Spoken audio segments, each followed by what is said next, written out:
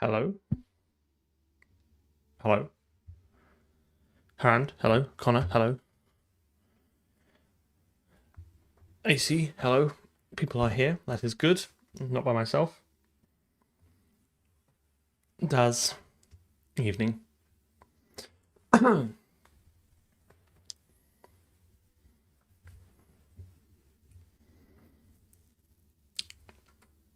Nice to hear. What is this? What is this doing? I don't want this. What's this window? Hide that window. Don't look at that window. Okay, so here we are. Another Sunday, another stream, another chance for me to get angry at the mess that I've made, and the situation that I put myself in, and only rightfully have myself to blame. They are nanoliths, yes. No, they're not. They are the Govi equivalent of nanoliths. Sorry, got carried away there. They're the Govi Hexa, whatever it is. AC, resubbing. Keeping the lights on, thank you very much. LLVM's great, I don't know what I'm talking about. If you probably just use it for its intended purpose. No, I have not seen that video. I do think doing CPU-based rendering is quite interesting. It's not something I will probably do, but I think it's interesting. I kind of, yeah, I've somewhat committed to the Govi ecosystem because I have off-screen other lights that I guess more for me than for you.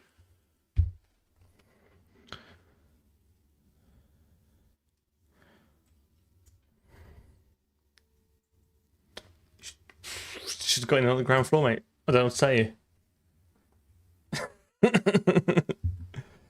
Every opportunity to sub earlier.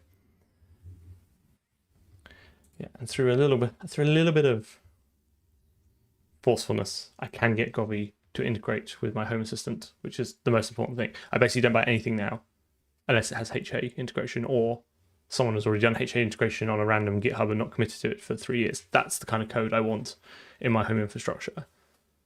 If it's got recent commits, you just never know.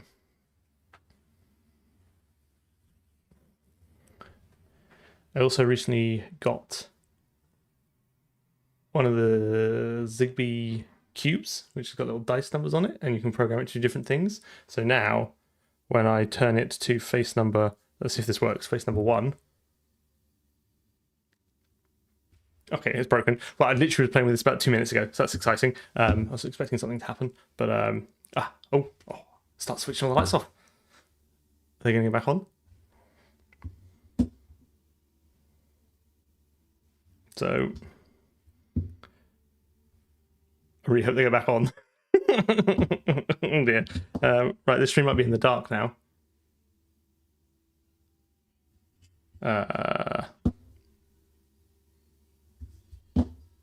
Okay, Matt. Oh, steady. Nailed it. Perfect system, perfect integration.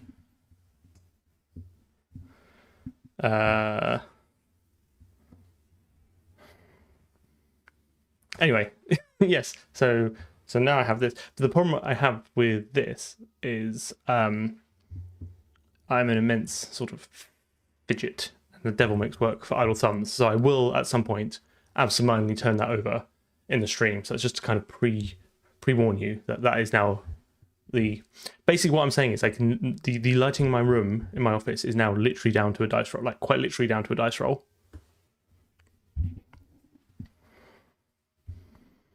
Well, indeed, yes. Hello. Sorry, a few people came in. Pretend. Hello, Julian. Hello.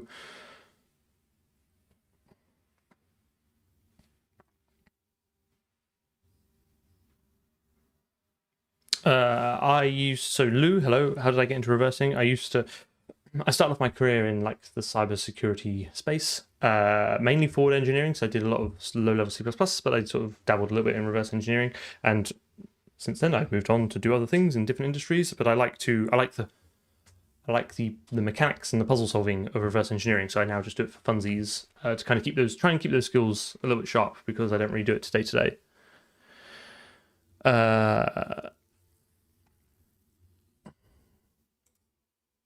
well, also now because I'm a massive nerd, every single sensor in my house now goes into an Influx real-time database, which I can then query with Grafana. So I now have my home Grafana. I have a home Grafana instance through which I can now generate graphs for temperatures and humidities and all that sort of stuff. It's totally useless, but why would you not have your own like personal Influx database for all your data?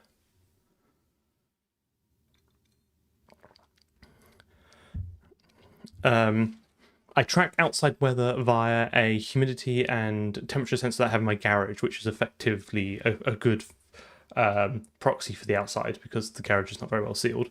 I would like to get... I do want to get a weather station. Again, just for the data. I need to accumulate more data. My Influx database needs feeding. We will do some stuff in a minute. I'm now just sort of idly chatting. Nope, I don't do anything to do with reversing analysis of any sort of stuff to day job. My day job is all C++, well, all forward engineering, mostly C++, but other few bits and pieces as well. Matthias, hello, you're not late, I'm just gassing.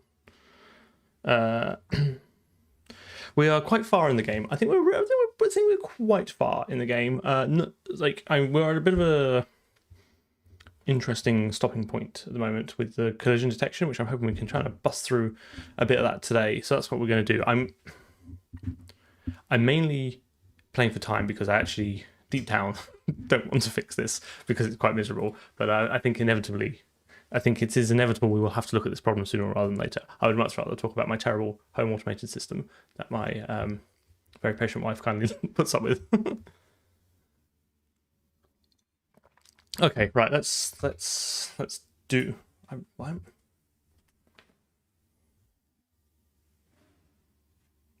Much better framing. Okay.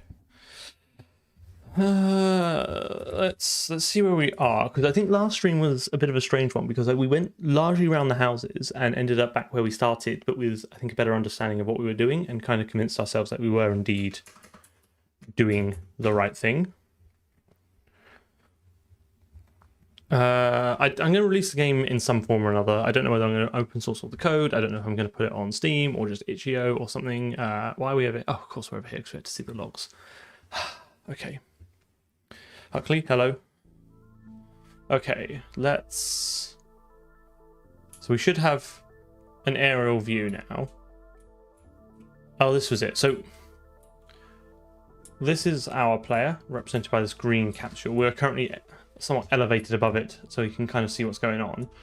And we want to see when it collides with the level geometry, which is represented with these blue lines. And I would argue that is an intersection there. I could be wrong. We've been quite wrong on this before, but I think here I'm definitely somewhat lost in the negative space of the wall cavity. And there's no logging. It says player collides with world. Very occasionally, somewhere around here, you can... Ooh, steady.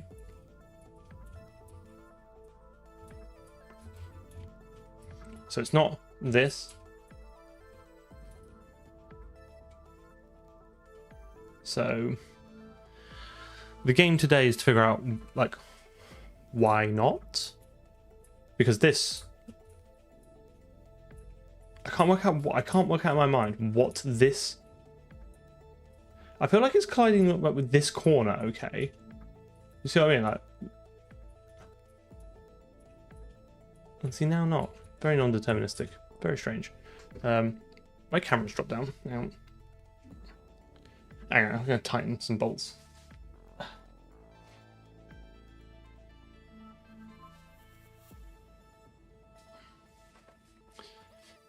My camera is mounted to the wall so that when I knock my desk, it doesn't shake the camera, but just the angle it's at, because I have a standing desk. It's too high now. When I move the desk up and down, the light rig that I have on my desk, first world problems here, collides with the camera. So as the desk is going down, I kind of have to re-angle the camera slightly. It's a whole other mess that I've constructed for myself that no one else really has to deal with. But I think just after a while, if you keep moving up and down, it loosens the ball joint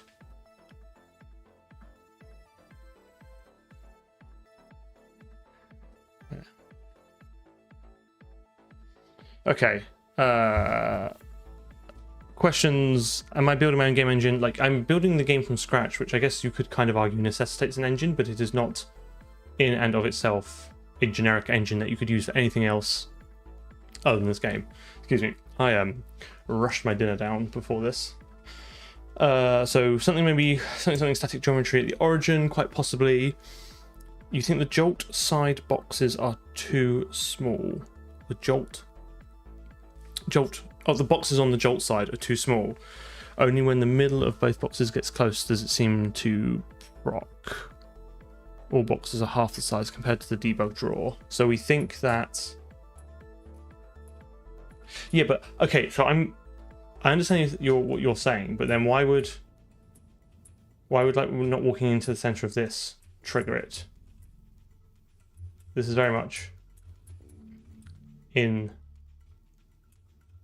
Do you know what I mean? Like I'm even if this was tiny at the center, that would collide. And surely if I pass through, say, the wall here, this would collide. Oh, big bald dome's in the way.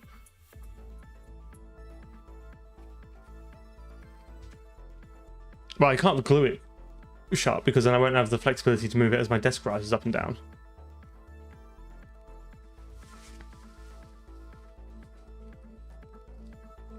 What about the walls though? Like, again, I'm not disagreeing with you. I'm just trying to understand what you're saying and trying to somewhat reify it in my mind so I know what to fix. So we think.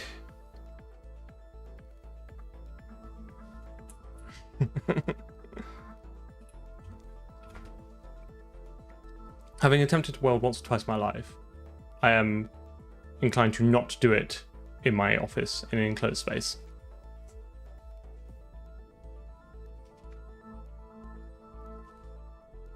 Oh, I see what you mean. You think everything is shrunk. Everything could also be shrunk towards the origin as well. Like, I see what you mean. I don't know how to test this. So you're saying that the collider there. Okay, let's see if we can look at some code. Also, it crashes when we exit, so that needs to be fixed at some point.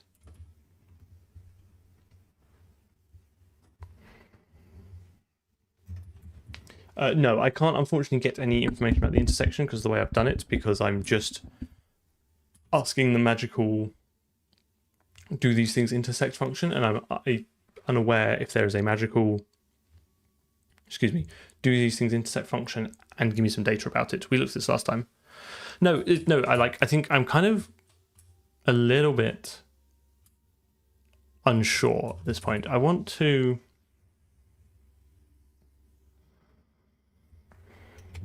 We could.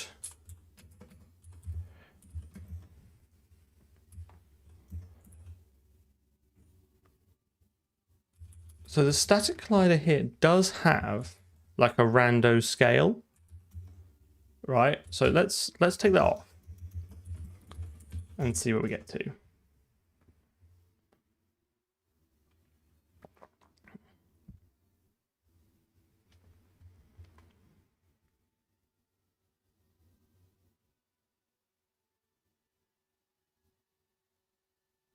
Yeah, let's play around with the magic numbers that we've sort of fed into the jolt machine and see if we can divine some sort of meaning. Okay, so we are now like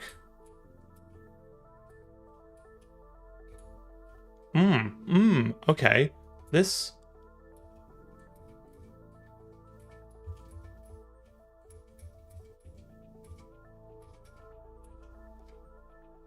So what have we learned?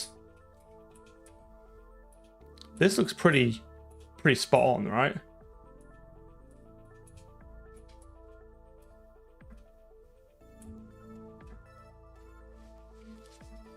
Right? Like, does this... I'm not going mad, right? This looks pretty... It's obviously the wrong scale, but...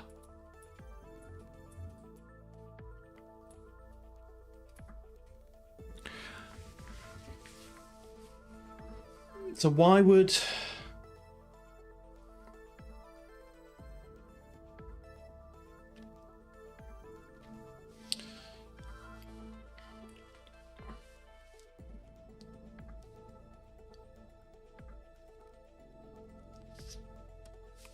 let's lower ourselves a little bit back into reality, which is player. Is this a magical thing? So let's just stick ourselves like, I don't know, 10 above. So we can get a better look at what's going on.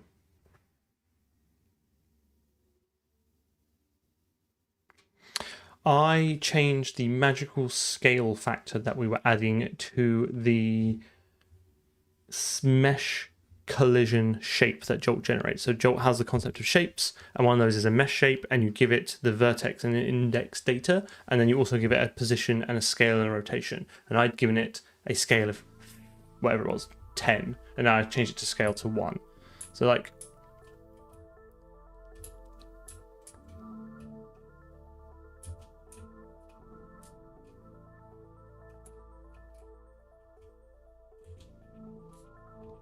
so I feel this is working for me. Yeah, so let's 10 might be a bit, let's slowly increase that factor, right? So let's do 2, okay? Because like 2 is one of my favorite integers. It's probably my favorite prime number. Let's try that.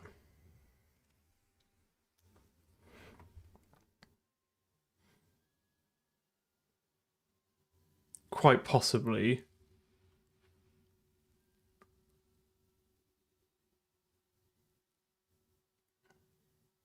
Possibly. There's loads of bugs in this. We'll squash them all at some point. Okay.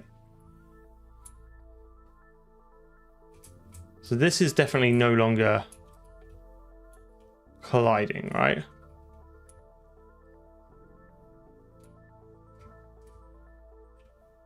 What's strange is like, I feel like it's not.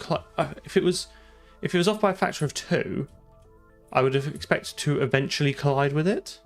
So why? There's a disconnect somewhere. No. But maybe I know something about maths that you don't. Maybe I've got secret insider knowledge about where prime numbers are going. But why would it render it twice as big? You know what I mean? Because the renderer... Okay, where does the renderer... Where does the renderer... Renderer?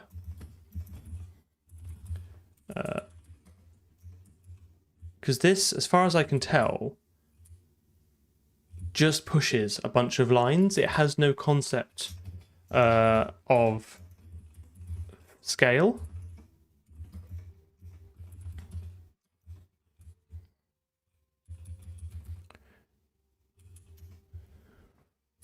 You just call draw bodies, right? On the... No, that's not right, is it? Don't we...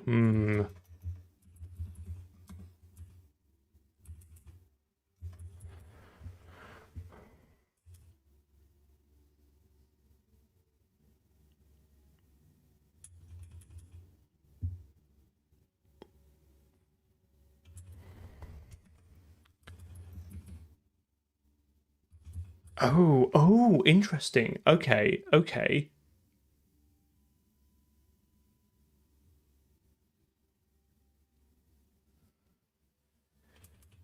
When we render...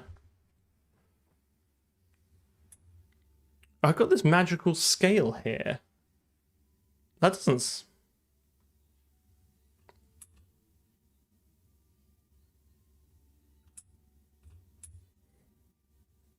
Don't I want something like...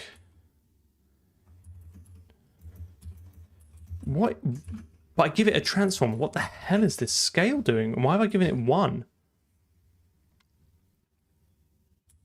Center of mass transform. Does that not take into account the scale though? Like what? Okay. Let's try to jolt transform dot scale. Okay.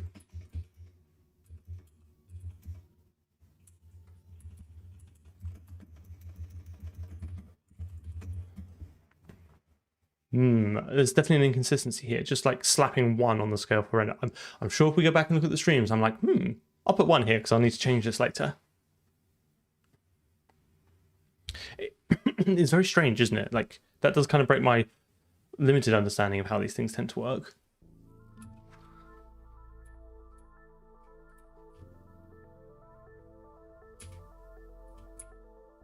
It was colliding over here.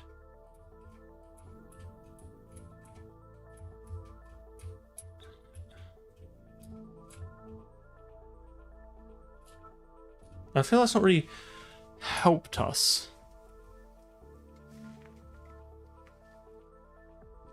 So I have a complicated relationship with the origin and these models, because these models are all their mesh space is effectively the equivalent of world space. So this pillar here, right, is, they all have the same origin, right? So it's not like I've loaded this pillar here and then I've gone, right, move it to this world space coordinates. I've just loaded the model and rendered it, and its model space coordinates are effectively offset so that it just draws it here, if that makes sense. I'm maybe not explaining that very well, but basically I just imported all these things and they didn't need any transformation. So their origin is all of their model space origin is all effectively 0, 0, 0, and they are offset from that. So I don't know if that's part of the issue, but this is now rendering different to what it was before. Is this bigger before I made that scale change?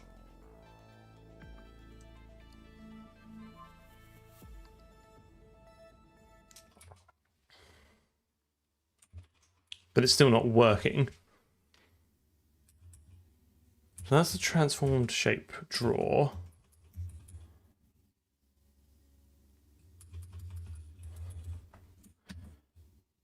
So they all have the same.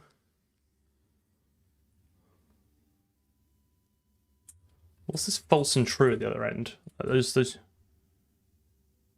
draw wireframe. Okay, fine.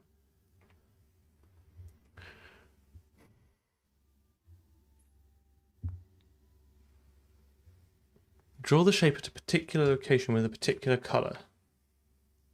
Why is the scale separate? Unless center of mass transform, I guess a center of mass technically doesn't have a scale. It's just a position and orientation, maybe. So I feel that's better, but also not. So actually, so now, if we go back to that magical 2 that we had, where was it? Once we change this back to 1, does this still work? In theory, this should, because all. Fuck. Got some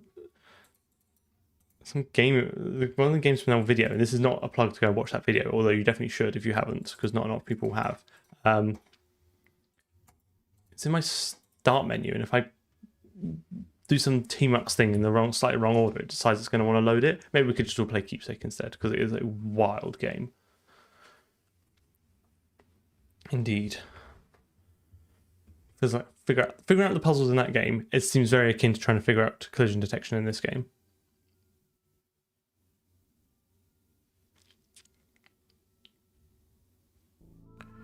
Okay, so this is doing collision things, okay?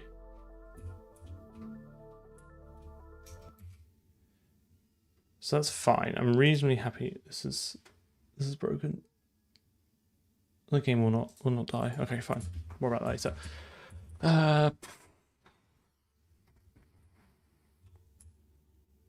And then if we go to the character controller,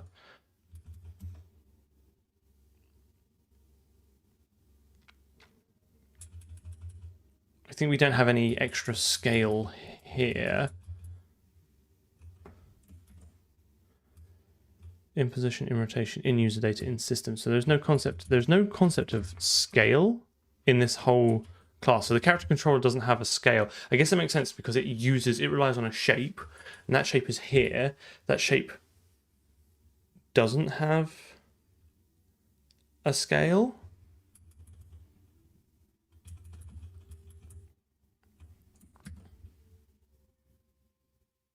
position. See, I wonder if this is why it's all just position and rotation, and scale just like magically comes in somewhere else. So what we know, what do we know? We know, now we know. Changing the scale of the transformed shape means the collision detection stops working, or at least doesn't work in the scaled way that we expect. So I think from that we can surmise one of two possible things. One, this input here is not being handled correctly internally in wherever it gets passed on to, or there is some inconsistency with something else later on which expects it to always be 1. Because if it works at 1, we can assume that 1 is, like, you know, it works at 1. So there's something somewhere else where it doesn't work. So we're either scaling something else, or we're not correctly propagating this value when it gets changed through. That's the scale of what? It's a scale of 1, right? So if we look at so this is transform shape is all our own construction, right? It's again a mess of our own doing. Transform takes a position, a scale, and a rotation, and we scale that. No, there's no named params in C++. And I'm assuming. Well, that's a good point. Am I multiplying those in the right order?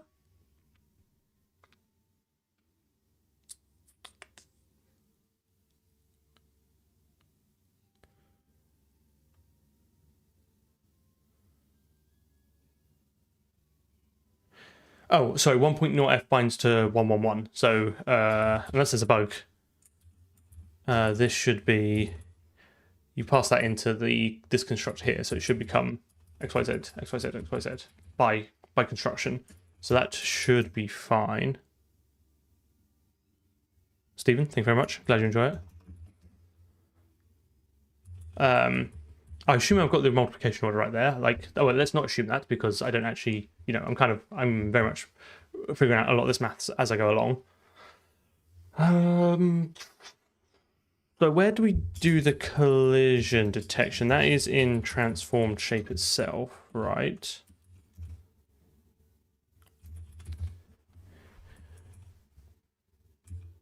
Does this not take into account then the scale? Oh, what's that? Oh, what's this? What's this? Methinks there is another issue here. We want to get rid of that, and we want to do 2 jolt transform 1 dot. Nope, that's theirs. Transform dot scale. This is it. This is it. This is the bugger right here.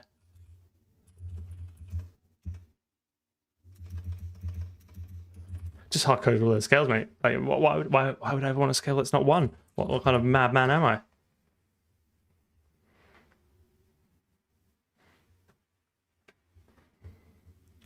We all make mistakes. We all make mistakes. We all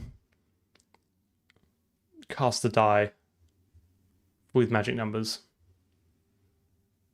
Oh, apparently I'm live. That's exciting. Right. Now we're cooking.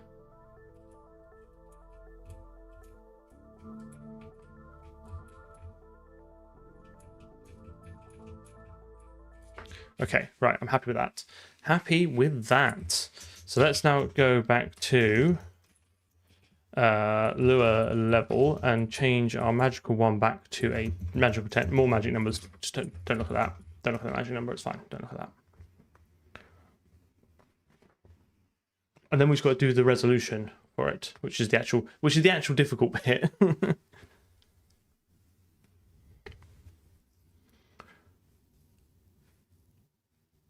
I'll move the window back over later as well. Okay, so where's it gone?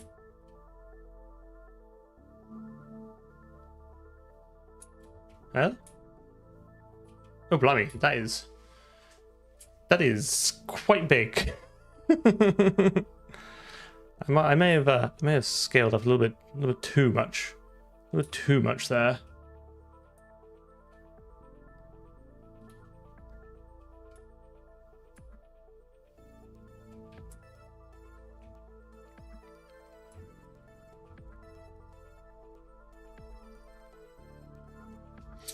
Yes, the scaling is now off now that we're scaling properly. Let's try 4.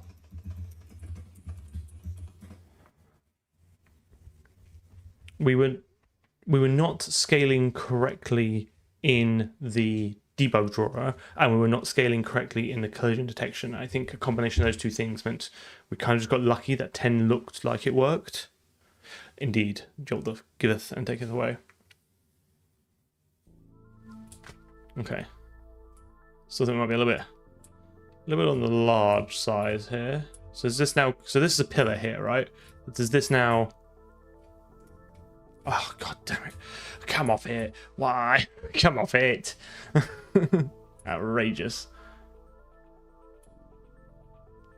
I was so ready to just pat myself on the back then. Be like, job done. Just figure out the magic number.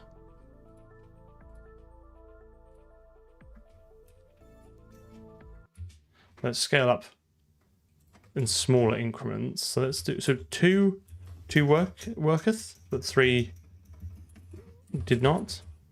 Well, we've not tried that yet. Let's try this. Weren't we using twice before?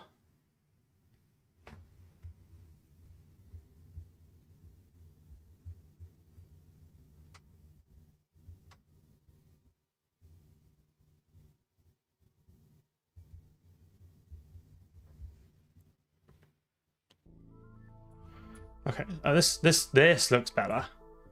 This looks closer to the truth. It's slightly off, but like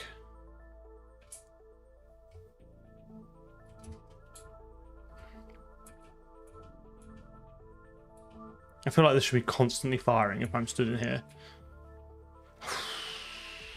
I do hate everything.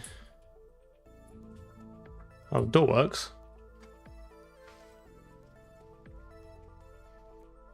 Yeah, but why is the collision detection not working? No, that's what I'm. That's like, doesn't matter the scale. Why am I?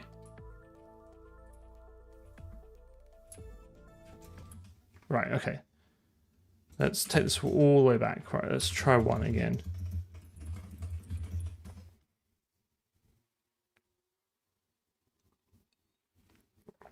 I bet we've got some other horrifically hard-coded scale somewhere. But I think rendering and collision detection are the only 2 things we do with the objects.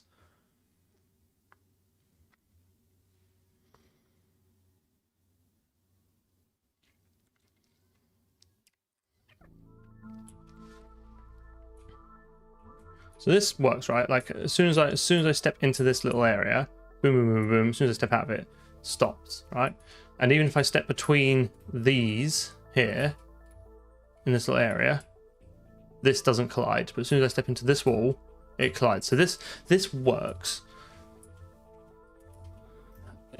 Yeah, I mean, there could be hard-coded scale anywhere. How grim is that? What an absolute mess I've made for myself. Let's just, have I got the scales the right way around as well? I just kind of assumed they were the right way around. But let's go back to transform shape. Let's have a look at my favorite function, the S-collide shape versus shape. Shape 1, shape 2, scale 1, scale 2, center of mass transform 1, center of mass transform 2. Somebody, local space scale of shape 1 scales relative to its center of mass. Local space scales relative to its center of mass. And its origin.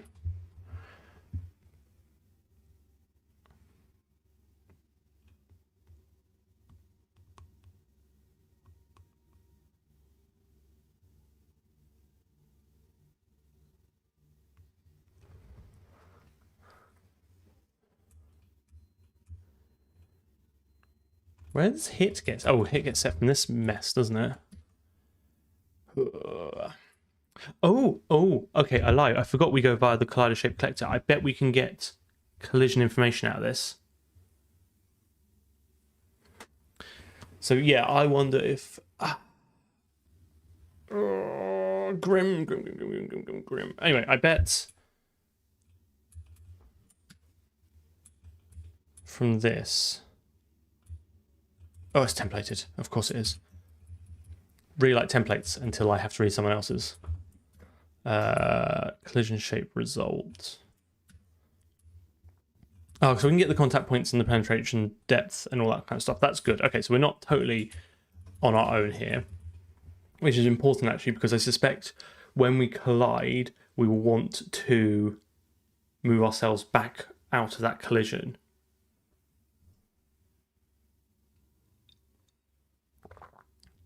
Right?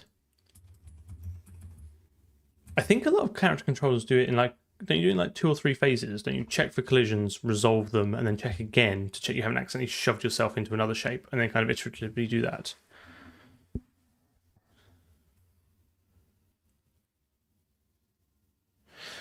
So we kind of did that last time. We went through and did it all with the cubes, and it's fine. But yeah, I think I'm just trying to. Is it scaling from the wrong way?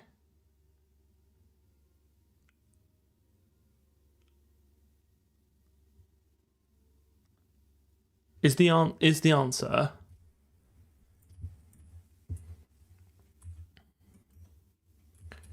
always have this one, but modify the mesh data so it is scaled like internally?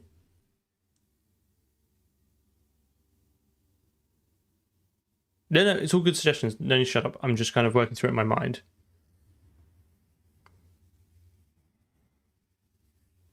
Like, am I setting myself up for misery?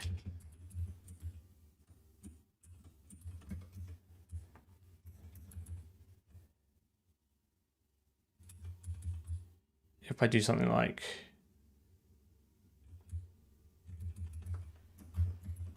I'm just saying, don't consider this good code, but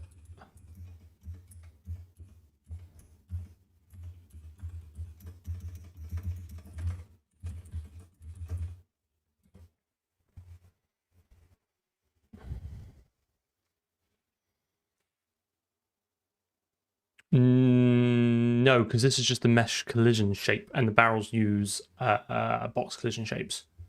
So this is just telling Jolt where the mesh data is, but telling it it's twice as big as it's actually expecting. Right? Like that looks. Oh, I might have come up with a solution I absolutely hate. Because fuck knows what that then does to like where it thinks the collision place is.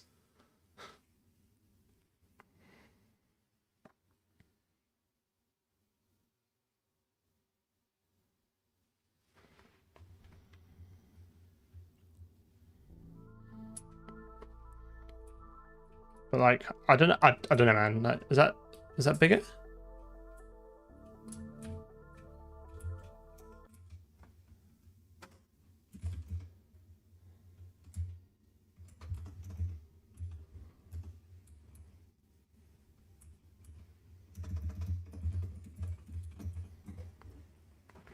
I'm waiting for someone to tell me this is a terrible idea.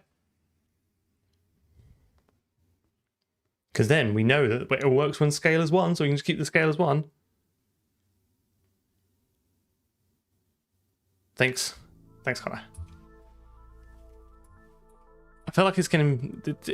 I think we want 10. I think 10 is the right scale factor. I'm just gonna go for it. You cannot stop me.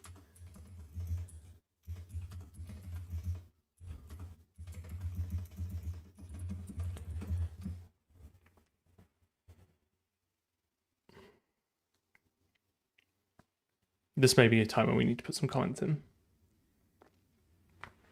Be like, actually, we scale it here because we couldn't figure out. I was not smart enough to figure out the correct way. Okay, so this looks pretty tight. God damn it! Why? Come off it! Oh, is it not? Is it not colliding if I'm fully inside it? Because it has no sense of volume. It's just triangles. It's only checking for the.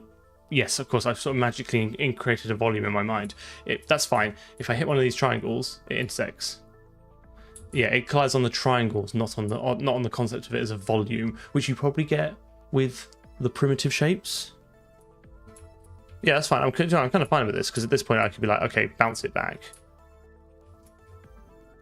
If you manage to clip in here, then you'll just be stuck in the cage and it'll be your own fault.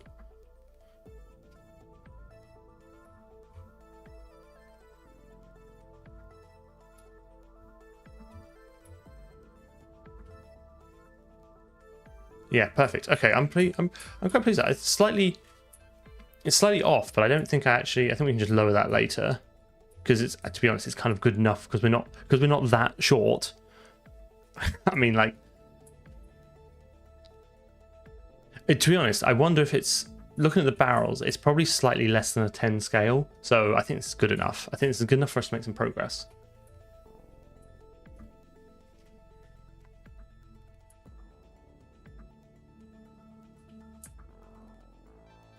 Yeah, I'm not adding anything more complex than that, but I think that's pretty good. Like, I feel like this is enough for us to now make progress, which is ultimately what I really want to do, is just to make some progress. So let's, yeah, okay, I'm pleased with that. So we run down the middle here, be like, no, and then back in. Okay, right. Let's at least dependency inject that magic number and give it a name, like random, like, I'm trying to avoid, like, oh, why 10F?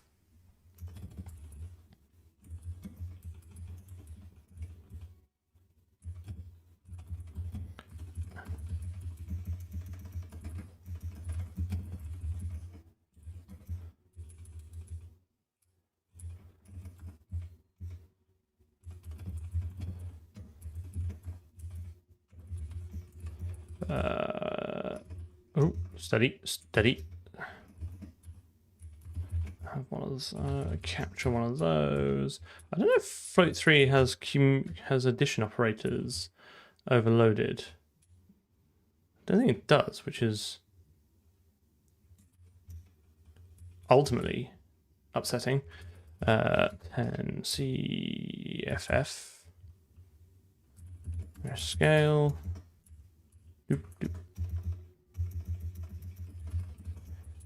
Spell that wrong, didn't I?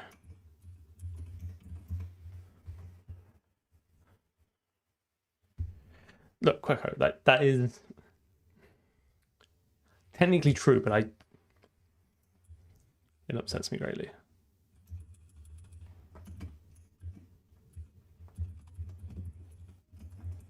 I was just like, no, that's not right, but actually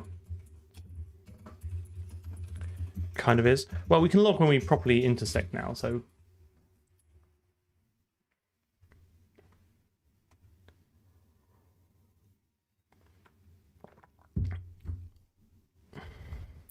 it's fine. Keeps me on my toes. Okay, so when we create here, we pass in the mesh data. Then we're going to pass in a magical fudge factor. Not there. We're going to pass in a magical fudge factor.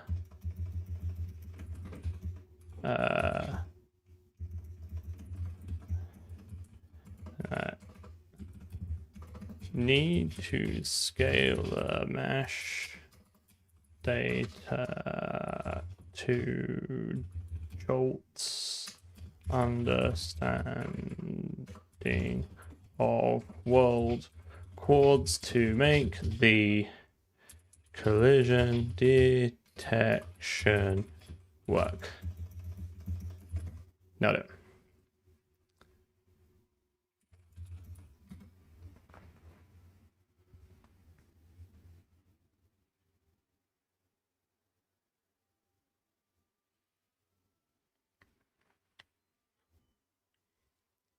Outrageous.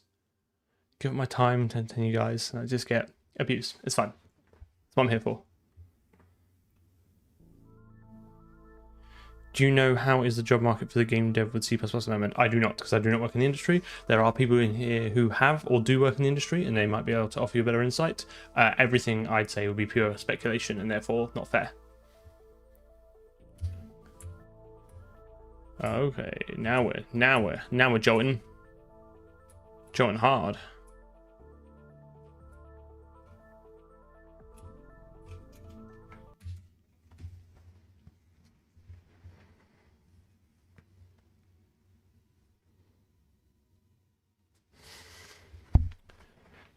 Yes, get a taste for the drink side. That's what I do.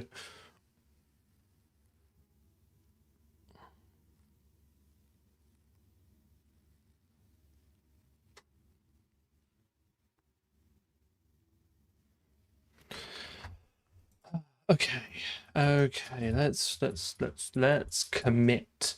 Let's commit. So this was fix hard-coded scaling in transform shape. Don't want that.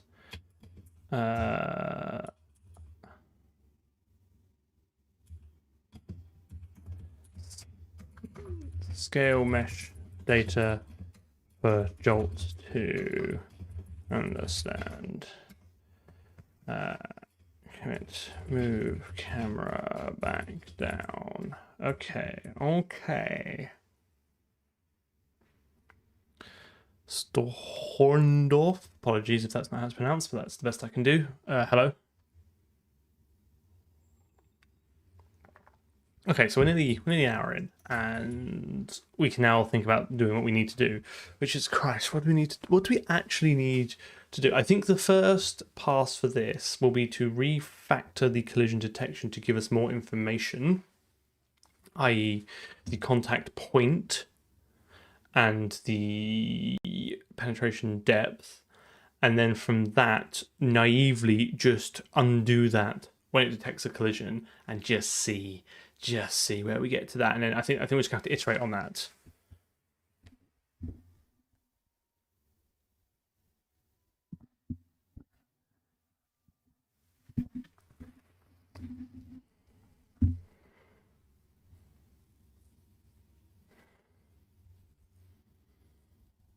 Okay, so let's go to transform shape. Let's go back to Old Faithful. One of my least favorite abstractions because I feel it does too much, but I guess it's better than nothing. I think for next project, I'm going to throw away a lot of the Jolt stuff and rewrite it based on my actual experience with it through this run. I think a lot of stuff I'm going to keep. I suspect the windowing code and the OpenGL resolution code and a lot of the math stuff and the Lua bindings and all that, keep.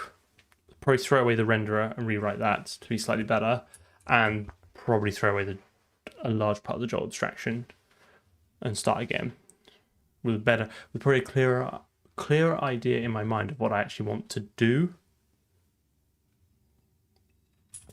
But for now, so we have this just a simple collision collector, mate. Just a simple collision collector, nothing more to it. So this all exists within this transformed shape. Yeah, I think I would. Well, I still think you probably need to do a lot of what we're doing now with the character controller. You're still going to need to do a lot of the manual resolution to make the character feel good and not get stuck in corners and stuff like that. But I think, yeah, going back to using, like, I don't know, going back to using the Jolt as it's probably meant to be. Because at the moment, this will not support, like, I don't think this will support incline planes and stuff like that. But then, do you still have to, if you're using a, whatever it's called, character controller we're using, the one where you do it yourself, man, kinesthetic, the kinetic, whatever it is, the kinematic one. Do you still have to, like, cast raise down to check where you're on the floor and stuff like that? I mean, how far are we actually from using it canonically if you have to do all this manually anyway? Anyway, I don't know.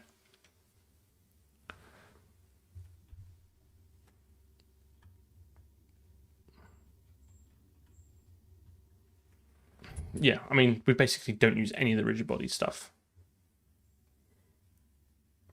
Because presumably if you have like an enemy that you want to shoot at, that needs like a kinematic controller. It's not a rigid body, is it? Because it's got its own animations and it's got its own like pathing. Maybe I just don't really know how games work under the hood. No, I'm not that fussed about IK for now, but I just meant more like if you just had a ramp or some stairs. Anyway, I'm getting ahead of myself. It's always more fun to think about the next project. Let's fix this. So let's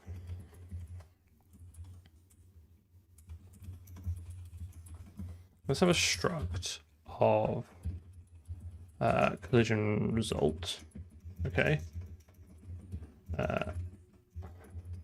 And intersects will return an optional one of those, right? With the contract there before being, if the optional is engaged, a collision happened, and within it is the data you need.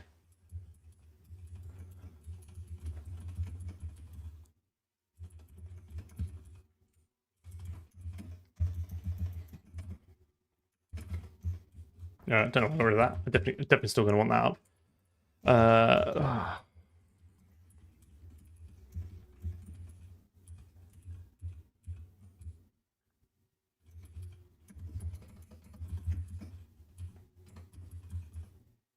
Optional collision result. Let's do. So for now, that we return hit. To make make optional collision result. Sorry, make optional collision result. Else third not. Bring in the optional. Because stud optional has a explicit bool operator, this should just work without changing the call site, because it will just call that the bool operator on the object. So this should, in theory, continue to work.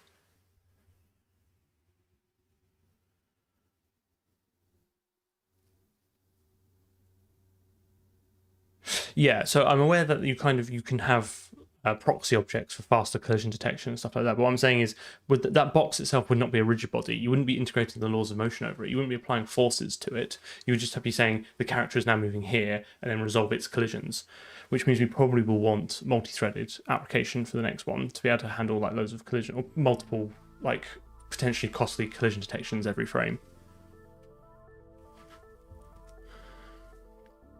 But is it a rigid body on the enemy, or is it just a collider and then a character controller? That's the question. Is my understanding, like a rigid body in my mind is a thing you hand over to the physics system, and then it integrates the laws of motion, Newton Rafsons itself up the wazoo, and then it resolves the position and orientation of it.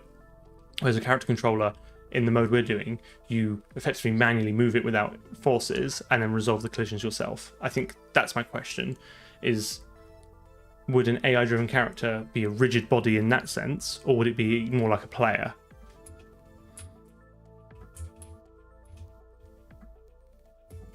Okay, that works. Thanks, C++. It's nice when it all works.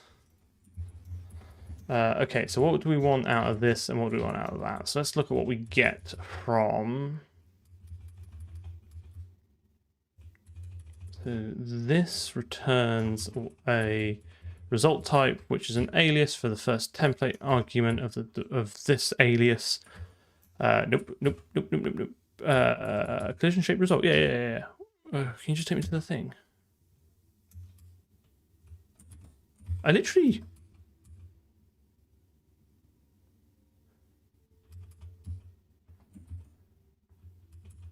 Why is my tooling being strange? I literally jumped to the definition for this earlier, and I'm pretty sure it gave it to me. Now it's just forward declaring it. Eh?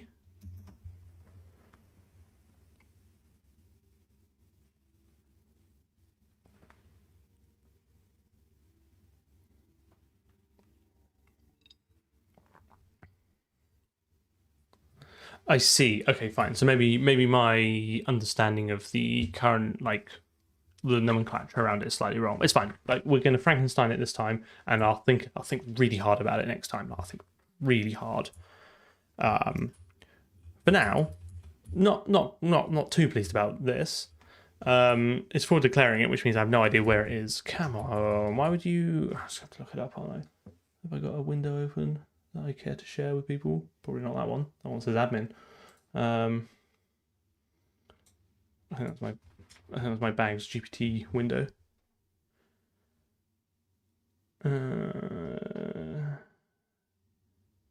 Collision. I want a collide point result.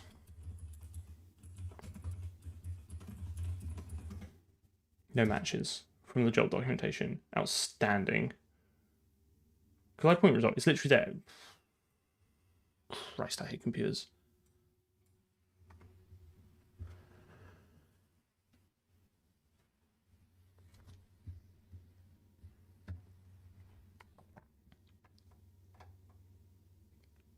Collide point result. Structure that holds the result of a colliding point against a shape. Okay, what's inside it? There has to be more thing than 2 IDs. Collide shape result. Collide shape result. That's what I want. Am I looking at the wrong one? Ugh. Oh, I'm still doing the same thing. Right. I'm pretty sure we have collide shape result. Collide shape collector is a collide shape result. Here we go. Gonna get grumpy soon. Okay. Public attributes. I do find it like it doesn't matter, but for me, a public attribute wouldn't have the thing that you use to specify it's a private member, but not like a member, because it feels like a weird API. But anyway, whatever.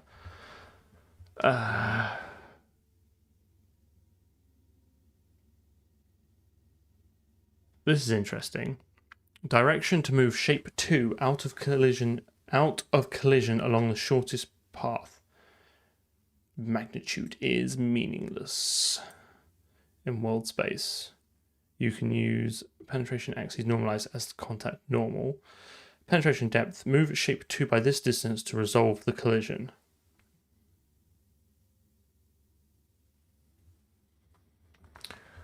So I should probably hoover up these anyway, because I think they're useful, but I definitely want this, and I definitely want this. I don't care about this, because this is all internal rubbish.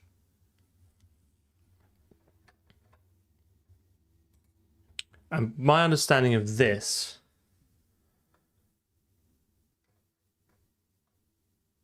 Swapping contact point 1, so...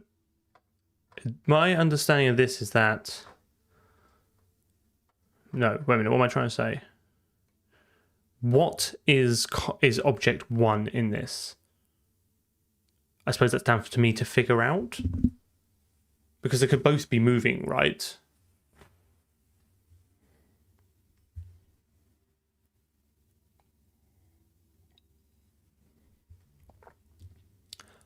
Oh, of course, yes, you're right. Sorry. It's been a long day. I've done a lot of traveling today, but I still wanted to stream from whatever state I'm in. Okay, let's do this. So we're gonna have a vector 3 contact 1, vector 3 contact 2, vector 3 penetration axis float penetration depth. Stop sniggering in the back.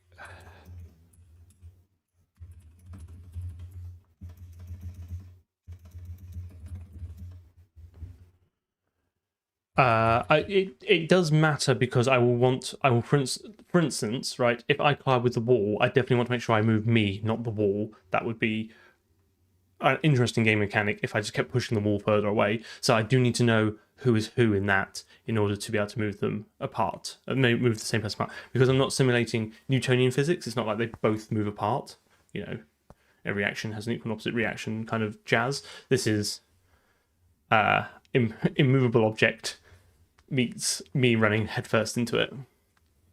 So now that can go. But it's a good point. Like, do question me, because I definitely don't know what I'm talking about. Okay, so now I think this should take a game collision result, and this might as well just fill it here and here.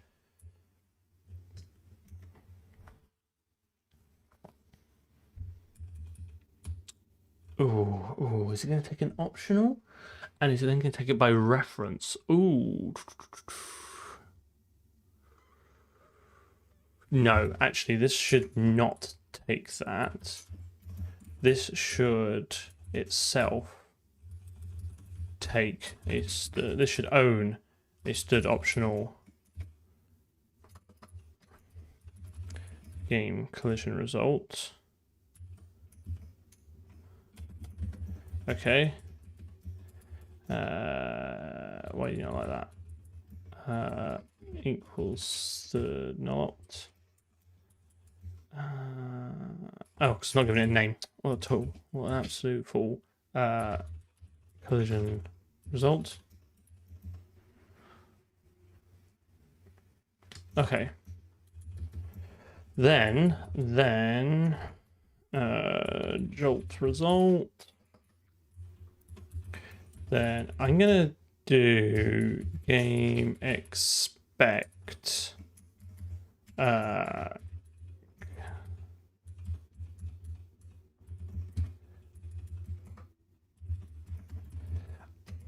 don't know, is this fair?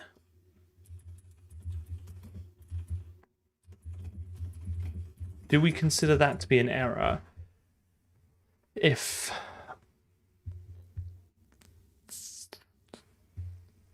I've already detected it?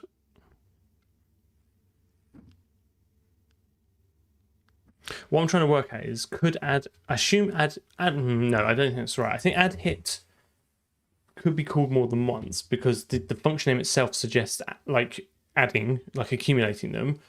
So presumably I will just always take the last one. Just wondering if this is a bug waiting to happen. Like, what's the implication if I just assume it's the last hit? Does the function itself give me any... Do I get any guidance from Jolt on this?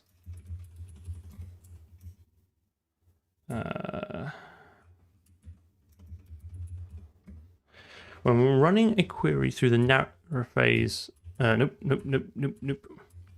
This function will be called for every hit found. It's up to the application to decide how to store the hit. Cheers, mate. Thanks for that.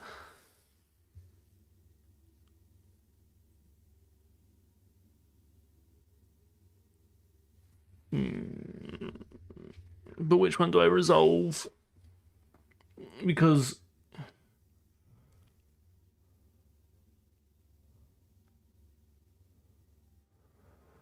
I suspect the issue is, like, if I run into a corner.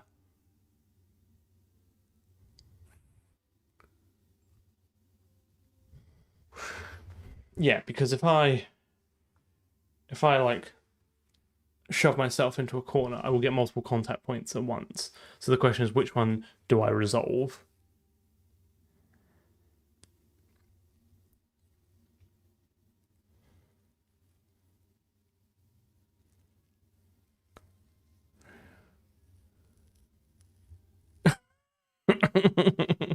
My accurate depiction of collision detection. I think I'm just going to assume it's the last one, because what I think we'll end up doing is rerunning the collision detection after we've resolved it to see if we're still colliding with anything. So I think for now, I'm just going to overwrite it.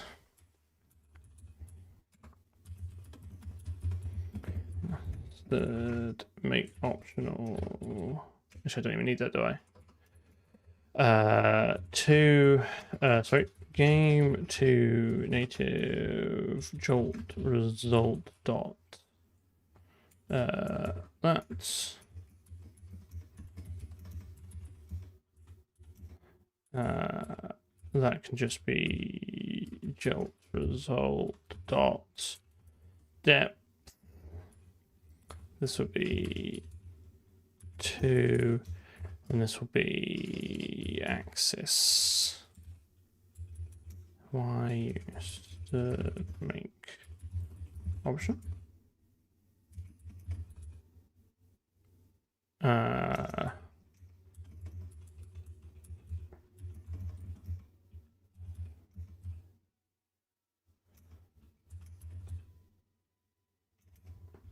Actually, I probably want to be more explicit anyway. I'm fanging around with some syntax here. Hang on. Collision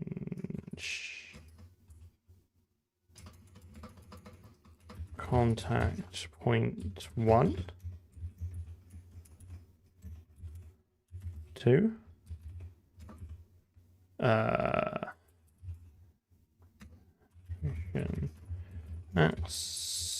Axes.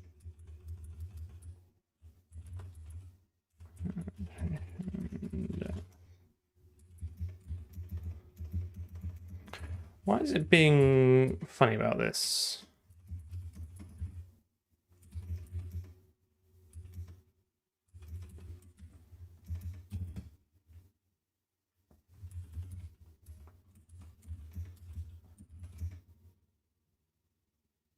That's contact 1, that's why.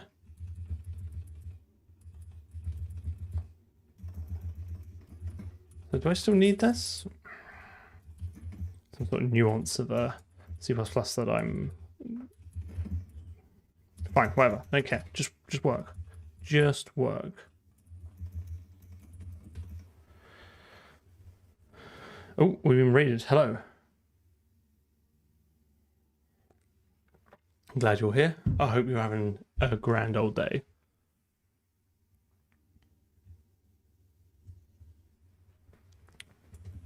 Apologies, I was in the midst of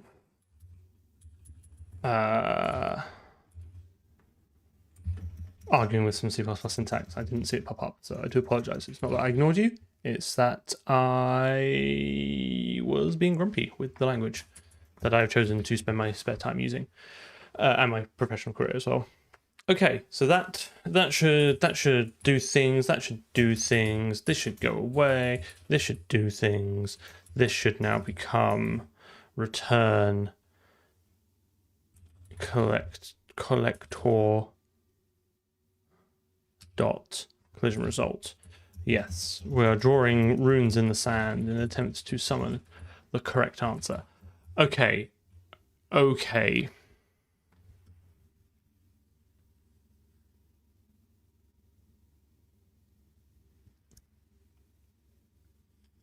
Okay.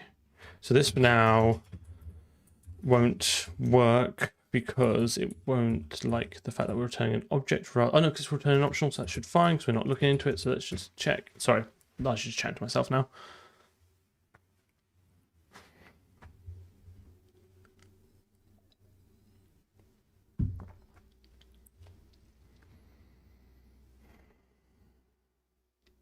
Twitch and YouTube numbers are close tonight. I keep saying that. I hope that it somehow magically makes both the numbers bigger, which I effectively time my self-worth to.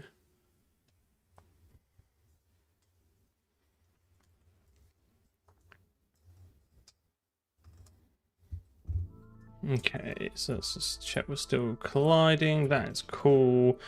Let's just go. I might treat myself and move this back a bit because it is a little bit annoying. Lua level. Okay, so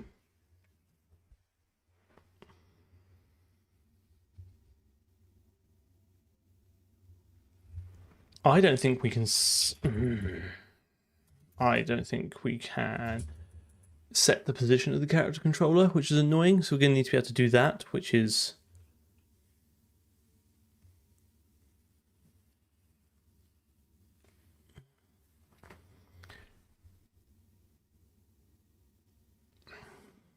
Queco. Thank you very much. Very kind as always. A very generous gift. enjoy your benefits, people who have been who have had them bestowed upon themselves. That was a mouthful. Do go to Discord. There is an extra room with a few extra bits. So you should go to Discord anyway, because it's a grand old time and we all enjoy it. I'm on a level 4 hype train, which I think is good. Indeed, we are tithing hard today. Okay.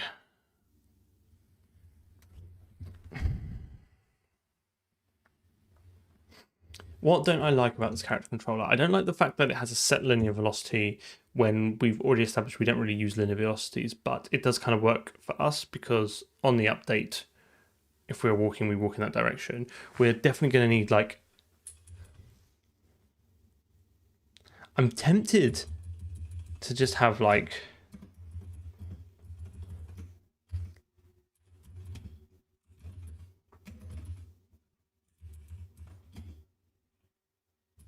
Right.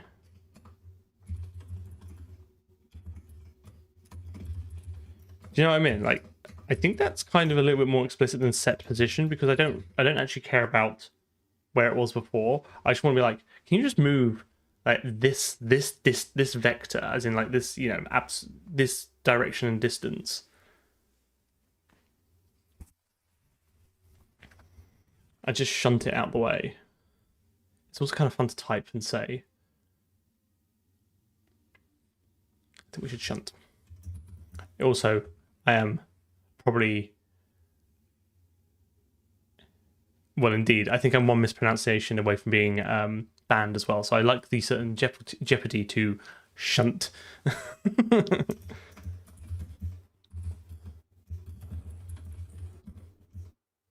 Indeed, the jokes will now flow.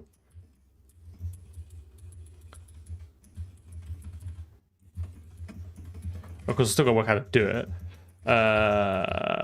So this gets... So when we update, we...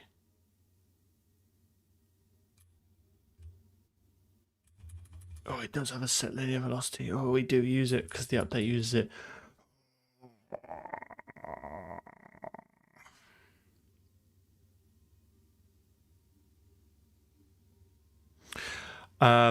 I don't know much about it either. I just assumed this was the one I wanted because we are colliding shapes, and I think Jolt has concepts of other things like points and stuff.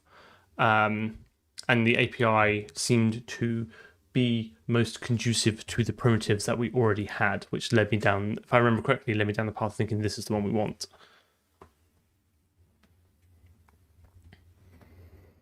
I don't know if I'm actually going to be able to do what I want to do now, because this has got... Right, what else we got? It does have set position.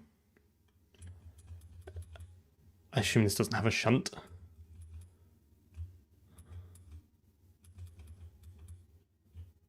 Man, there's so much stuff in here we are obviously not using and probably should be. Like, this suggests to me it will do the resolution for me.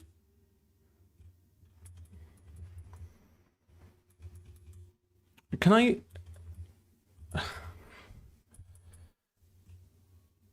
Blimey. I feel like... Can I, like, add a contact here and say... Oh, it does check collisions here. Get all contacts for the character at a particular location. When colliding with another character virtual, this point... This assumes we've properly added all the shapes to the world. That, again, like, I think we might have strayed too far from the golden truth for this. From the happy path.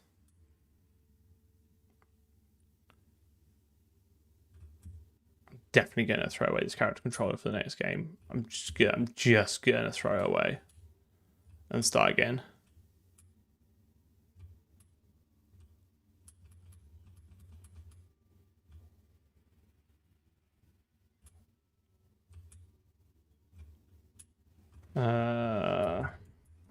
Oh, I have a hype chest which I can open and share.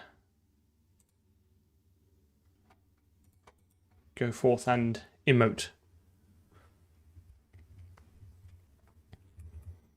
Okay, I'm just going to just do this. I'm just going to do this the way that I've been doing it so far, which is not the correct way, but it's the only way I know. Let's do character set position to be. Oh, it's going to be a mess. This is going to be to jolt to native. Oh no, I don't need that actually. I can do to jolt position plus amount.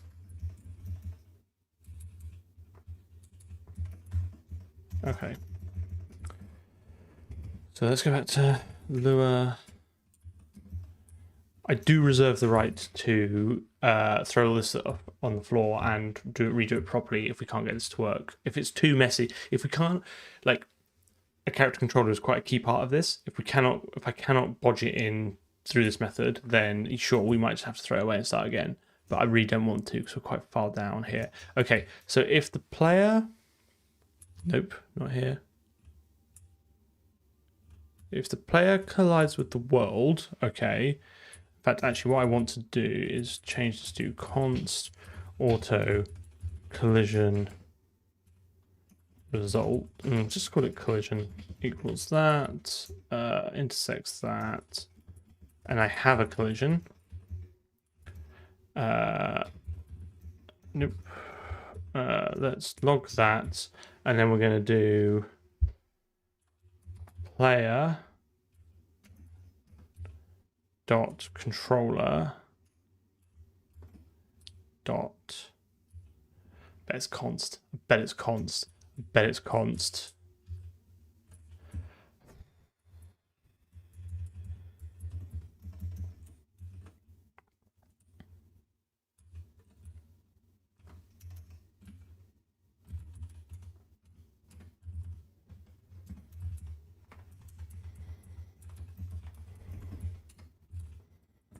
Shunt, and that will be collision axis times collision depths.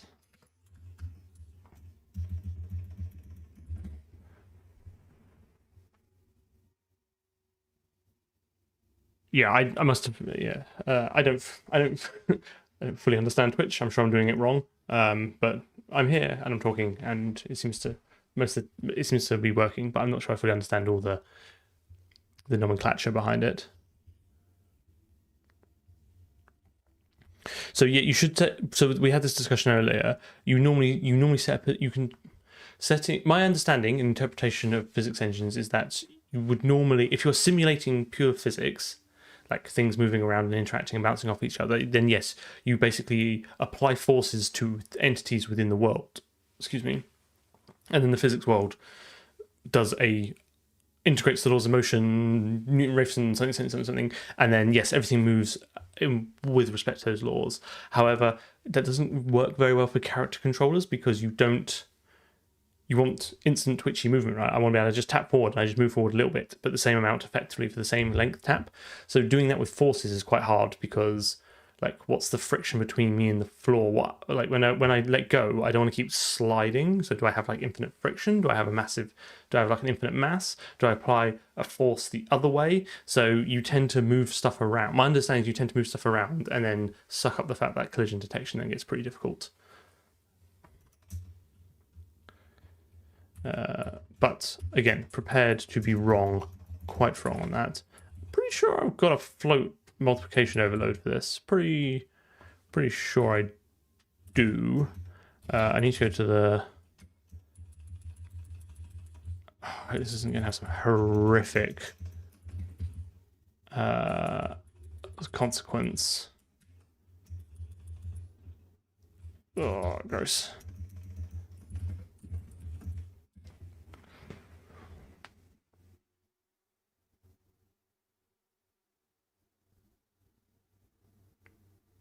Everyone's got to have a hobby. If you want to collect 20 emotes, then you do you.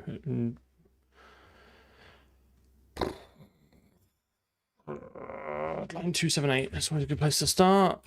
Level. I'm on 278. Why am I not? Hey. Function takes 0 arguments to not. Oh, because it's not a function. It's a struct, isn't it?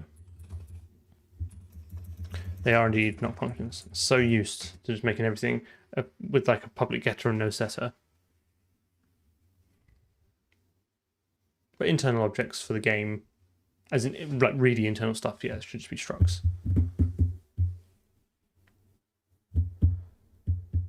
I so nearly went and turned my like cube upside down then.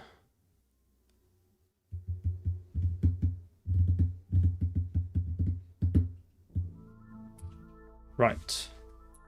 Just going to charge into this wall and see what happens.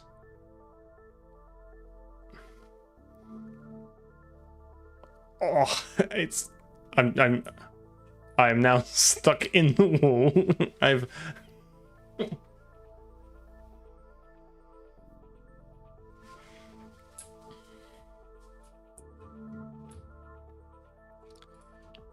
it kind of works.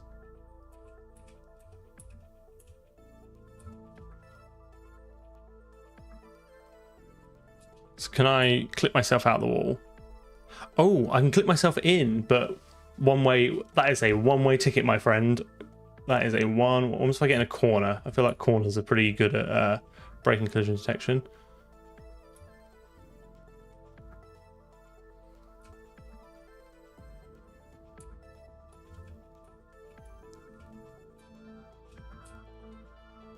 Oh, that is. Oh. Oh.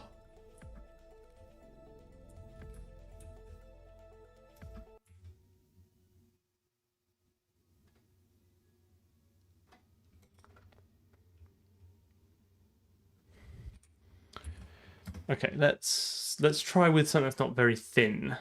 Although I guess it doesn't matter because again it has no concept of volume. We're so close. We're so close. Like I can almost feel the collision detection working. Like run headfirst into this wall. Just clip straight through that. And now I'm. Is my like? Is the resolution vector the wrong way around? I feel like it's pushing me in.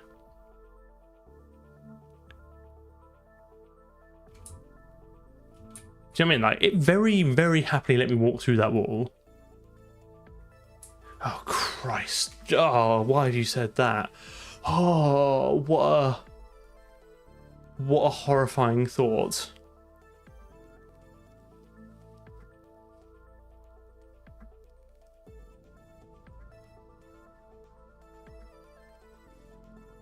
Shape 2, which is the wall. Yes, you're right. Okay. So what I need to do actually then is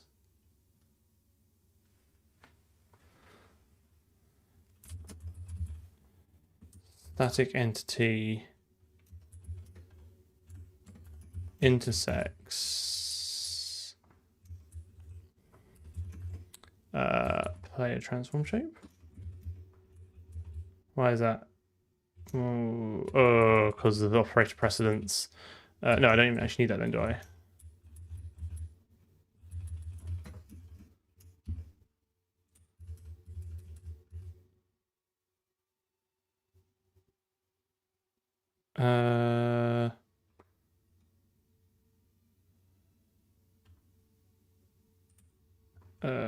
What am I doing? I want the static collider, don't I? That's it. Okay, fine. And then on that, we can have the yeah, okay, fine. Now we're cooking. Okay, this will work. Oh, this is gonna work. It's gonna work.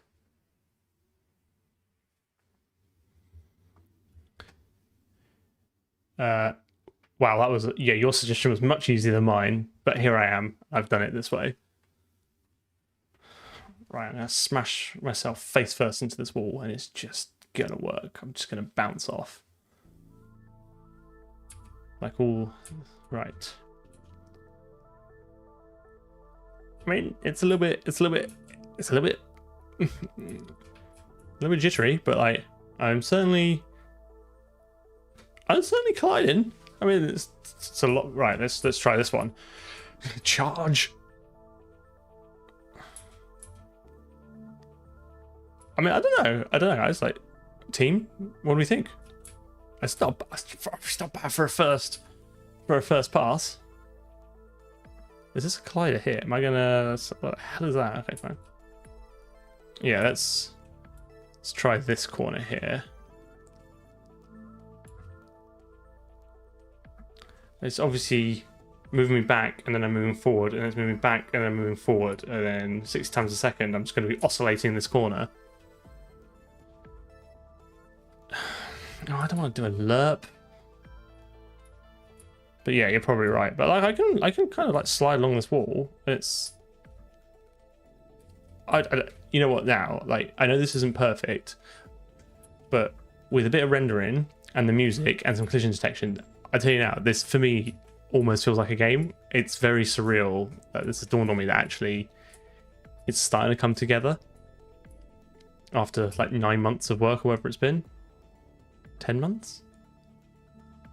This feels very surreal to me. Oh, we got a little bit stuck there.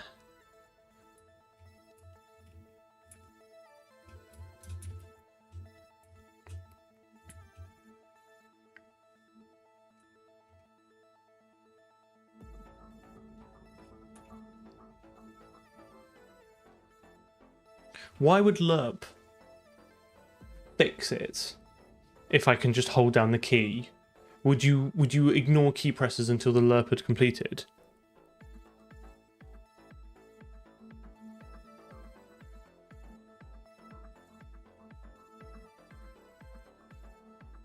I have no infrastructure in place for raycasting. That doesn't mean we can't, and Jolt definitely supports it. I just do not have it wired into anything yet.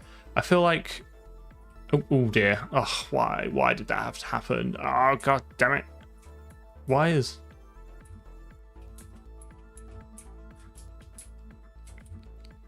Is this triangle like too big? I don't know. I really wish that hadn't happened. Let's put a down on my day now.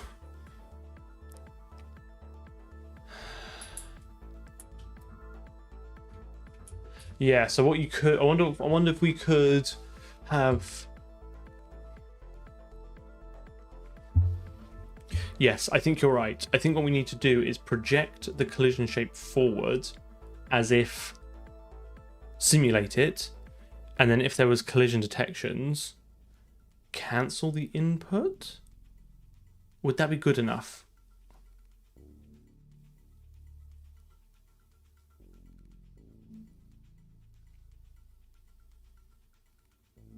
Wait a minute, there was 2 suggestions there, and I've got this is the way. But this is only 1 collision point, right? So this should... We could just iterate over them and resolve them all.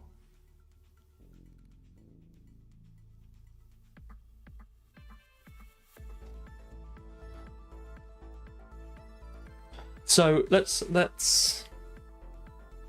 you have to remember, like, this isn't an internal corner, and I still jitter, right?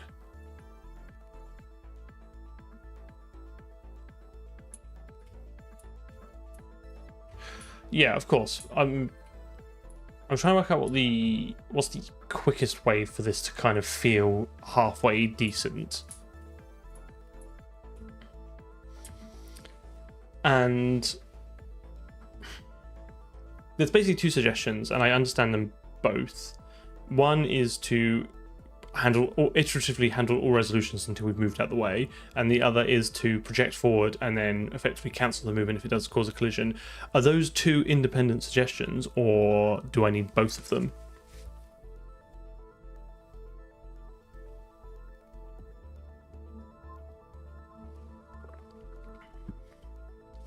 Again, it doesn't have to be perfect, it just kind of has to feel halfway decent. Well, should I can cancel the move if when I press the W key, if I project the shape forward, and then if that collides, I then just don't update the character position, right? Oh, I see. So, interesting. Yes, you're right. Okay, fine. So is the solution... It's not a lot of work for me to just get all the contact points and just resolve them all. Okay, that is a thing that I can do pretty much right now.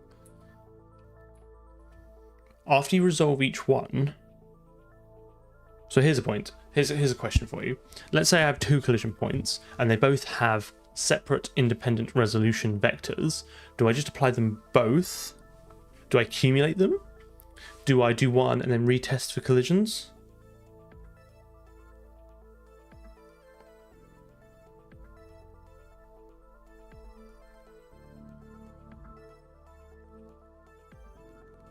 Yes, but like, what I'm saying is that, say, will one... what am I trying to say? If I have 2 collision points, will resolving the first one... Is there a situation where resolving the first one also resolves the second one, and therefore the second one would apply an additional delta? Or are they just all cumulatively the right answer? I suppose cumulatively they are the right answer, because they all represent the minimum distance you need to move to resolve that collision. Therefore, resolving them all means you resolved all collisions.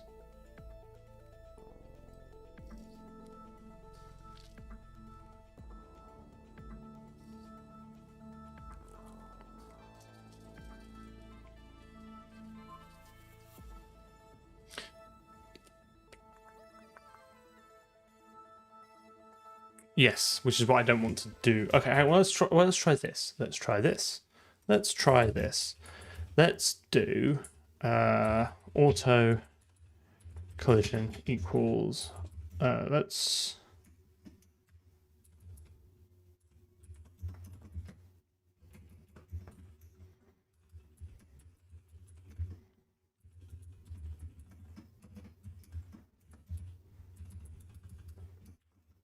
That's a quick and dirty way of doing it, right? Get a collision. We always just get the last one. We'll resolve it, and then we'll retest. And we'll just keep going whilst we've got collisions. This could end up in an infinite loop, but let's just see what happens.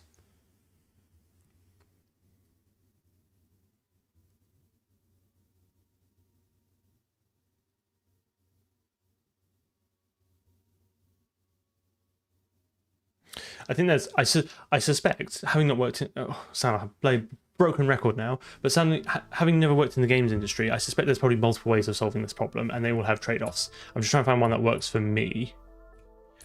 There's the infinite loop. Found that straight away. What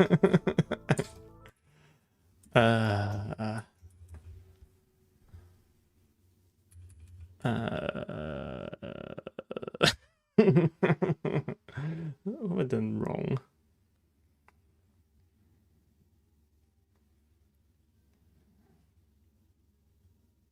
It's because I don't update this. That's why.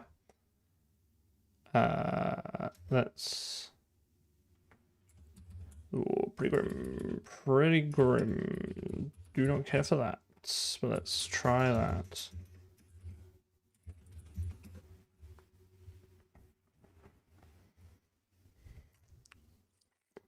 Head first into an infinite loop.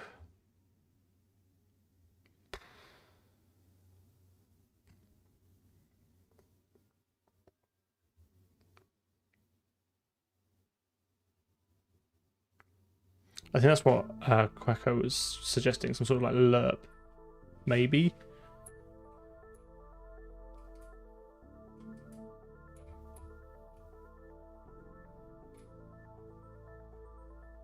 I feel that's slightly better on... No, it's not. Okay, fine. Let's just...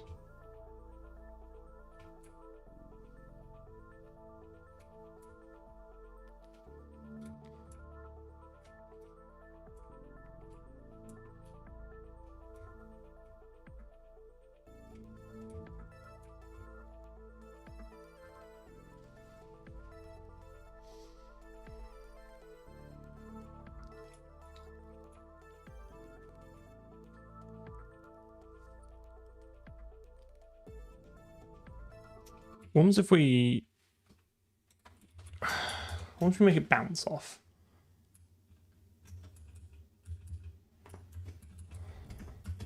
Like something absolutely ridiculous like that. We could also scale that down as well.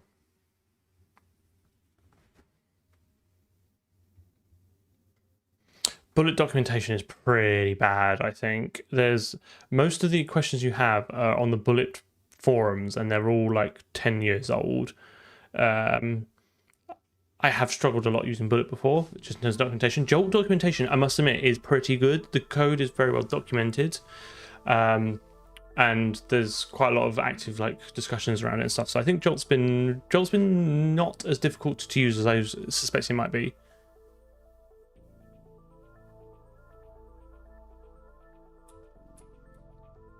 So yeah, that's a bigger. Okay, so once if we, I'm worried if we make it any less, then this now looping thing will just keep detecting collisions.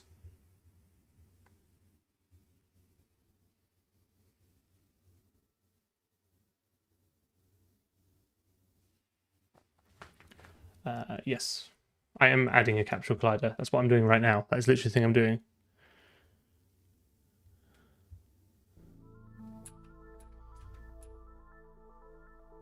Oh, I mean, I don't know. That's pretty.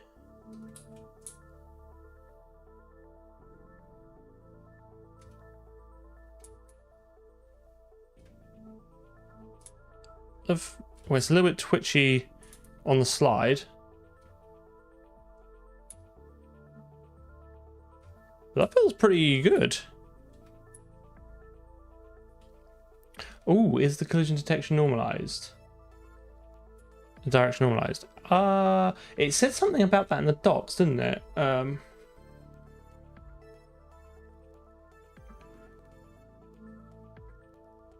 Direction to move shape to out of collision along the shortest path. Magnitude is meaningless. Use the minus of the normalized as the contact normal. It says magnitude is meaningless, so that does suggest to me it's not needed, but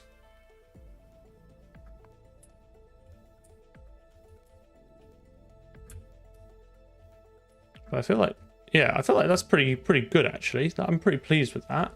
That was. There's a little like you can kind of little if you add an extra bit to your. That's me pressing the strafe key. I don't know, man. That feels pretty good.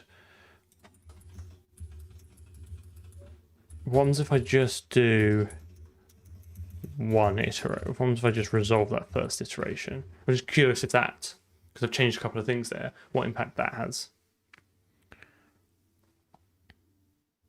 Ticks are every 60th of a second.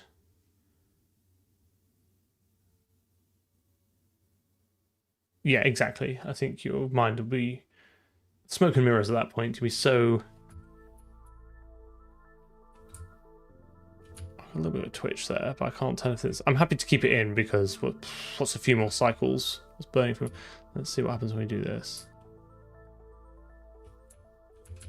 You get that. That's not the end of the world. Just don't do that. Fix it in documentation.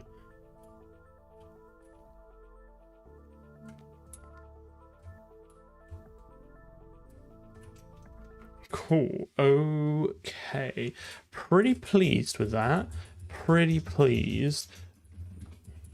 I'm gonna shove some of this into some commits and see where we get to. So let's do return collision information from intersection.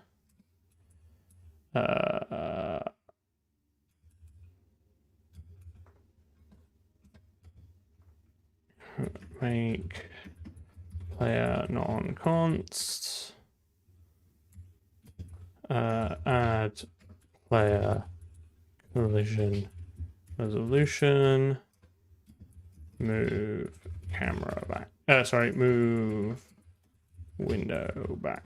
Okay, that's pretty good. Way more. I hoped more than thought we would get this done today, but I'm pretty pleased with that. It looks pretty good. Physics is. I can tick that off. I can tick it off. Let's go see what's next.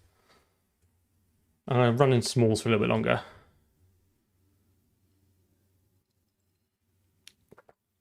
Yeah, day one patch. I mean, actually, surprisingly, not a huge amount of code. Like, I know there's not a lot of code to get that to work with arbitrary mesh shapes as well, which is quite nice. Like, it was difficult writing it and figuring it out, but actually, if you look at it, the code is not that complex. Let's see if I can get myself stuck in here again. Wait, there you go. Oh, and I'm out. It's definitely something around like here. Does that happen on every side?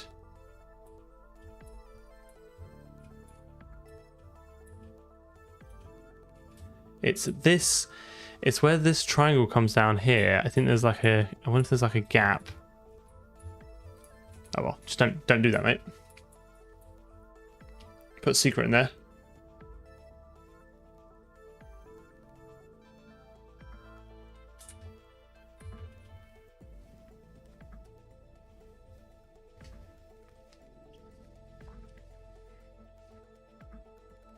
Oh, crash on exit, yeah. So it's going to be a little puzzle game, I think. I'm unlikely to... I mean, I might change it depending on how complex it is. Where's that? I lost the other barrel as well, didn't I? Like, I have no idea where that is. Like, that is gone. We changed a load of stuff and then the barrel has appeared. Where's it gone? What is that? I'm glad that's got a little collision shape around it. That's... Oh, is that from the other... Oh, that's from the other side. Never mind. I take my glib... I rescind my glib comment.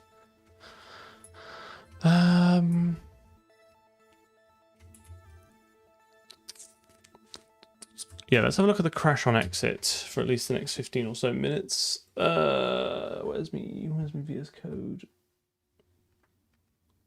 Okay. Let's run this.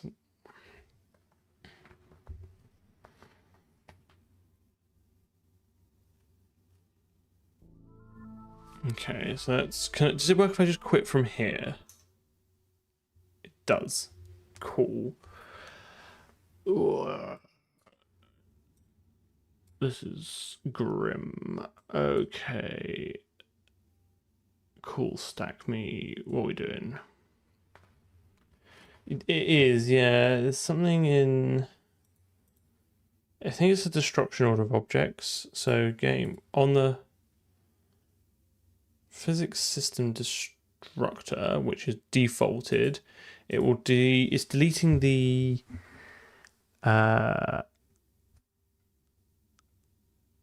vector of shapes.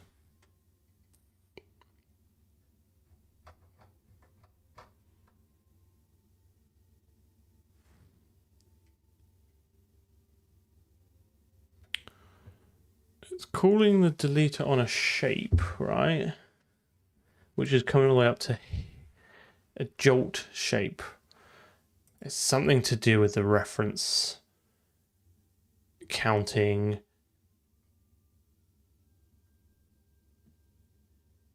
One, and it's asserting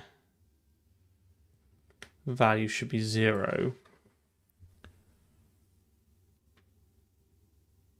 You might be right. You might be right. Let's... I think this actually might have quite a simple fix.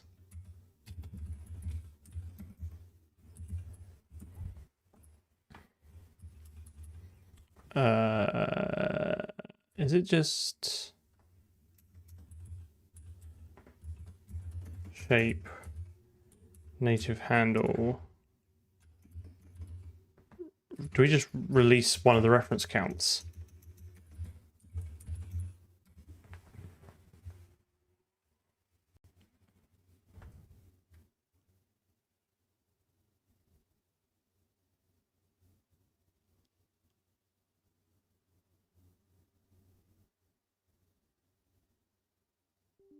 Nope, definitely not that.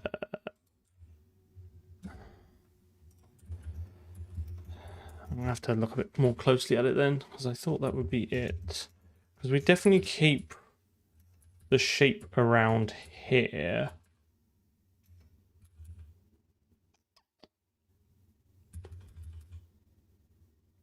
It atomically loaded the ref count, and it was expecting it to be 0, but it was 1. So what is keeping it around more than it should? It must be being copied somewhere.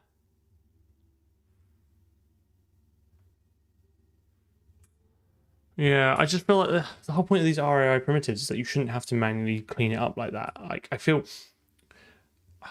my concern is that we are fixing the symptom, not the cause.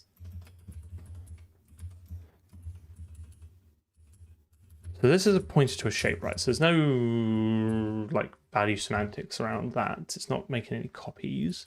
So this is fine. We hand over this to this shape, to this M shape.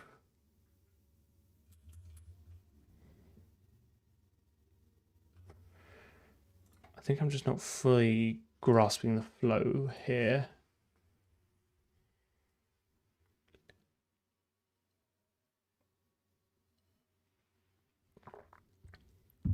Yeah, but then I just tried releasing it, right? So if that was the case, then does that just die straight away? What the hell's going on here?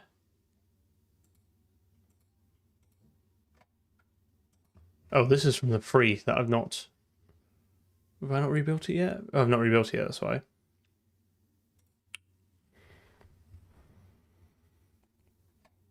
So this has a ref count of 0. So the ref count is right, at least at... No, don't restart it. Don't do that.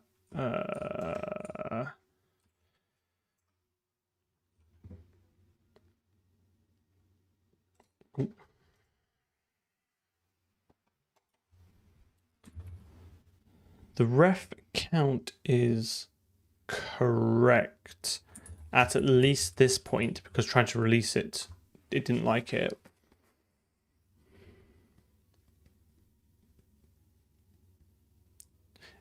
It's the shape. Yes, yeah. Make game. Got it.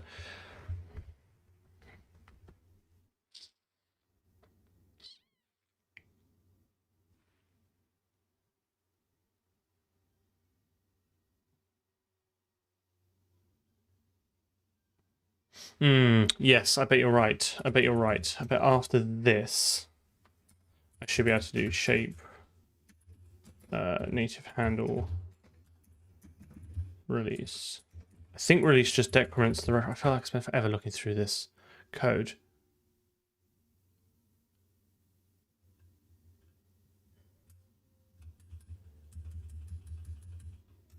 Mref, if mref count, yeah, okay, fine.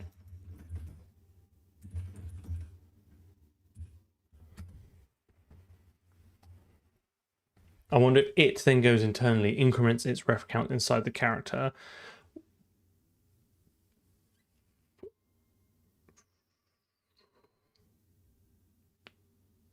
But when do we delete it? Yeah, so I think that doesn't work. I think the issue I'm having is that we only store a pointer to it, right? So what does create shape do? Does create shape store them? Yeah, it goes through the shapes.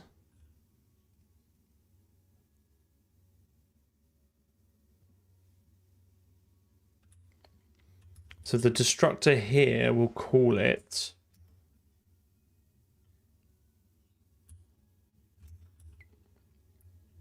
Have we got the other? Do we have the opposite issue?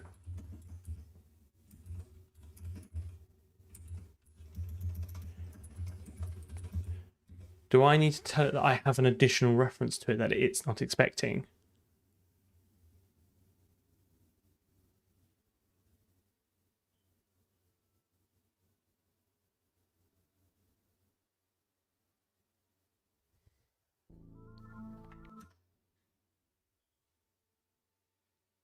No, that's not it.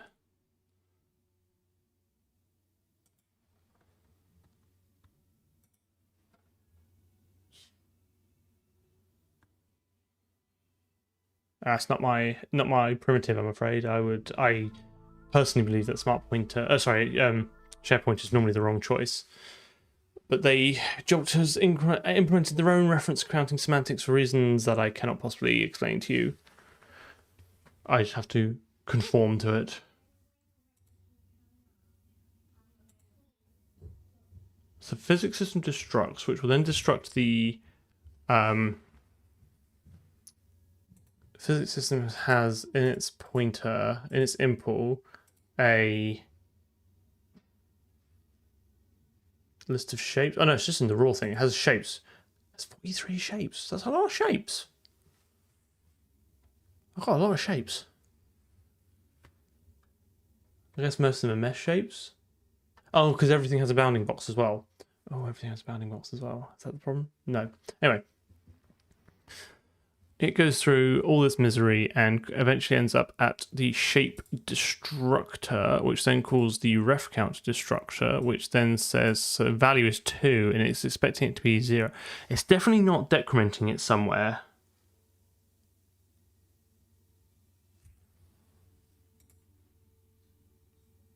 It's definitely not.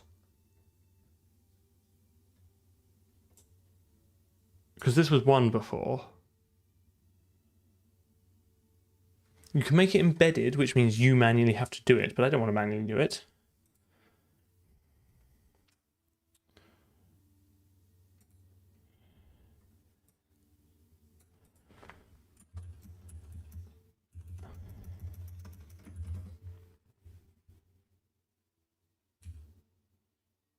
Maybe I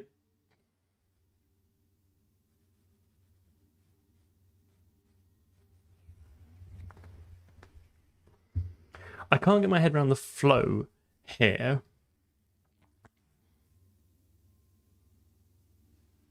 I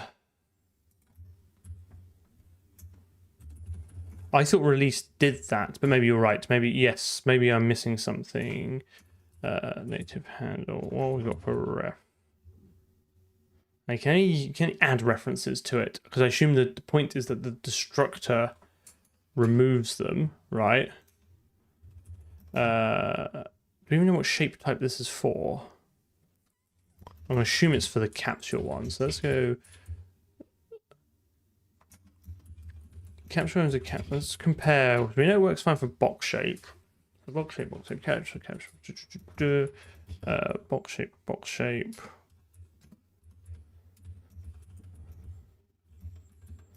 So let's have a look in the code for this.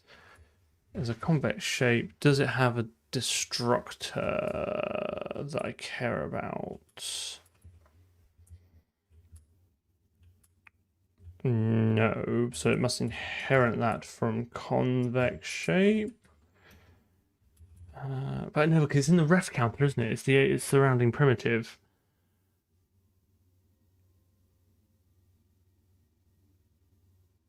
Simmer, hello.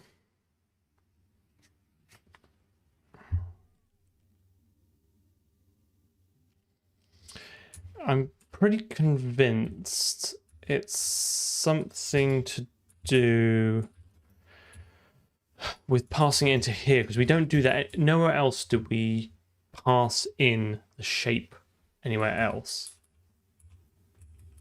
So what does this take?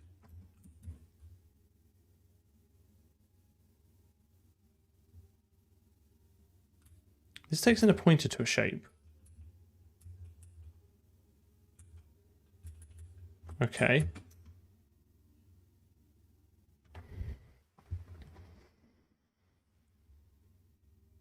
Connor, hello. I'm glad you're still here. Okay.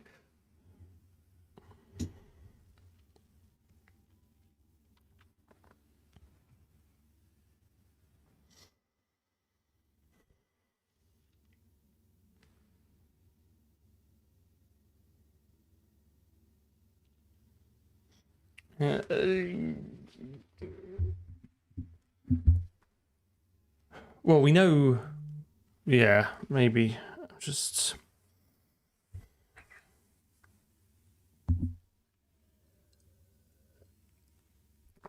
I was saying hello to someone else, but I'm good to ping you. Just check you're still here.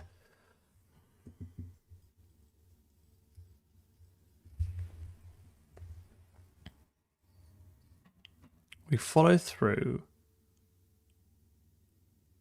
I think it's really down to the implementation of this. Is this wrapping it? Because this takes a raw pointer. If this wraps it inside a ref count, then there's nothing we can do about that because that's what it is. I think we need to find the source code for rotated translated shape settings. One of my favorites. Rotated translated shape settings. It does called create.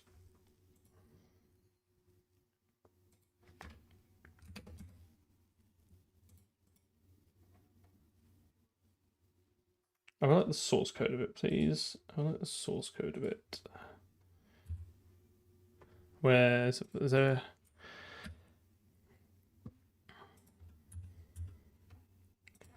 Rotated translated shape. Let's have a look. What does this? Oh, Christ.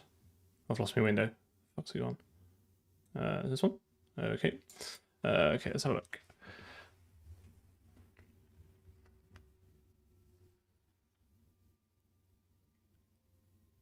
So,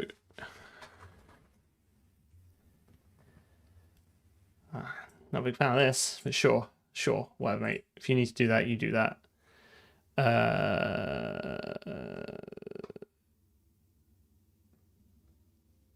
Do I? So here's a question. I don't create the rotated translated shape directly. I use the settings and from there invoke create and then get. So what does get me? Get the results type. I want the translated shape settings. Where's that? Where's that? Shape settings. Is that a separate file? Rotated translated shape. Rotated translated shape. I don't care. Okay, where's the rotated translated shape settings? Here we go. Here we go. So this is here. So I think I do need to go back to the CPP file.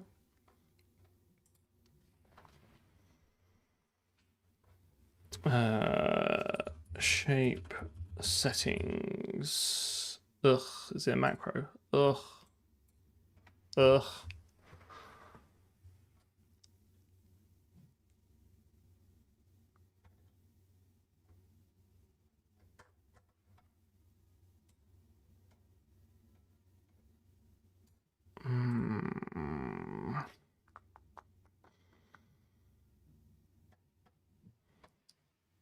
Where is this? Is this a macro? Because if it is, I'm very grumpy. I assume it is this. Because it adds the base class there. I bet that generates a constructor. Gross. Okay, let's duplicate and find the... Have we got the... What was it called? Dedicated... Decorated shape settings. Where's my decorated shape when it's at home? If this is... Okay. Here we go. What's this? Inner shape. This takes a raw pointer.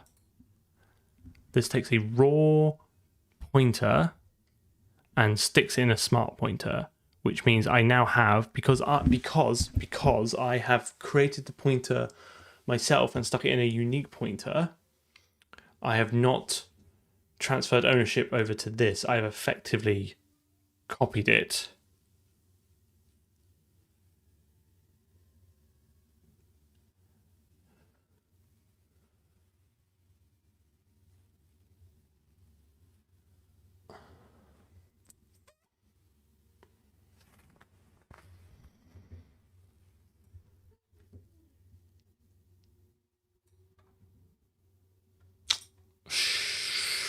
Oh, that's grim. I need to release this from the unique pointer, basically. Or, I can't even mutate the object under the hood because I know I've got two references. I have two separate owning semantics to the same memory, and no way of telling the one or the other to not own it. Oh, that is grim.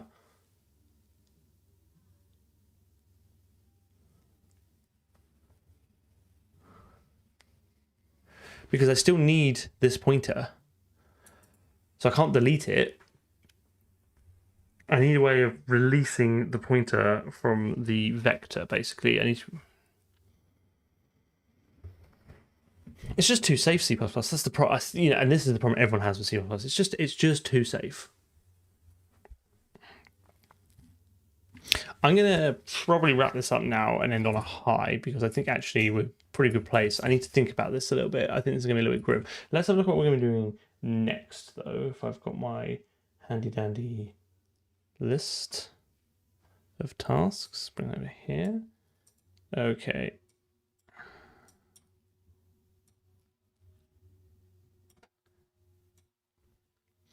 Okay, so I'm gonna say level physics. Done. The next thing to do is fix the light. Well, I suppose technically is fix the physics bug, but we'll fix physics crash. I'm gonna do some bug fixing, I think, next. Yep, that's fine. Ooh, steady. Yep. Whatever. Too many button clicks. So we're gonna fix the physics crash. We're gonna fix the lighting, and then kind of after that, it's a bit of a grab bag of what we want to do. I think I'm not that fussed about color log output. That's just nice to have. We do need levels. This might come a bit later. This probably undecided.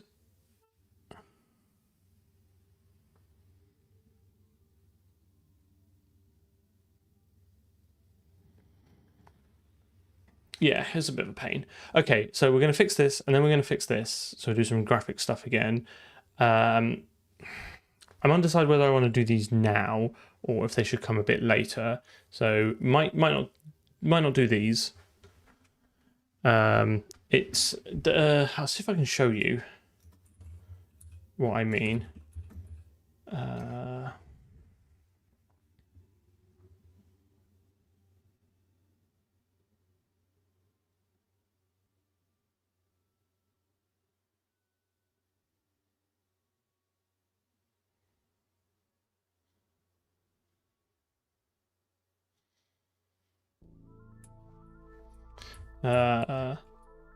So there's a little bit of blue light here, but it's a bit hard to see, but this should be normal mapped. This should have like a rough texture on it, and it doesn't.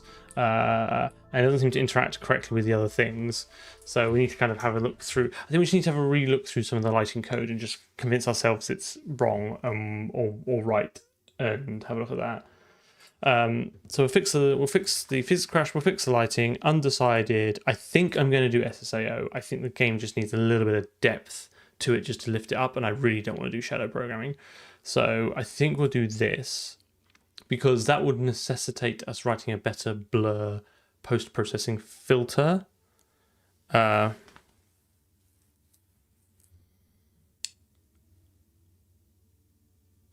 Which we can then use for the pause screen. So we'll kind of double dip on that.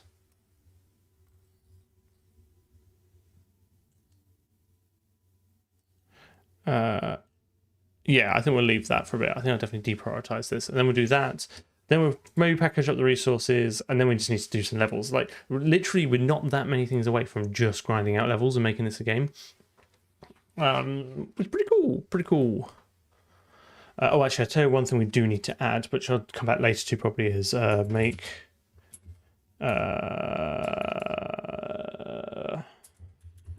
barrels? Is that it?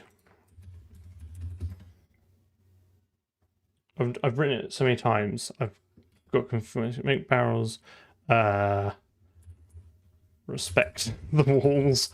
At the moment, when the barrels move, they will just clip through the walls. They must be made to respect the walls as we are. Move that up there somewhere. Maybe after SSAO. Don't know. I'd like to do some physics stuff, then do some graphic stuff, then come back and do some physics stuff, just to break it up. But we're really getting quite close now.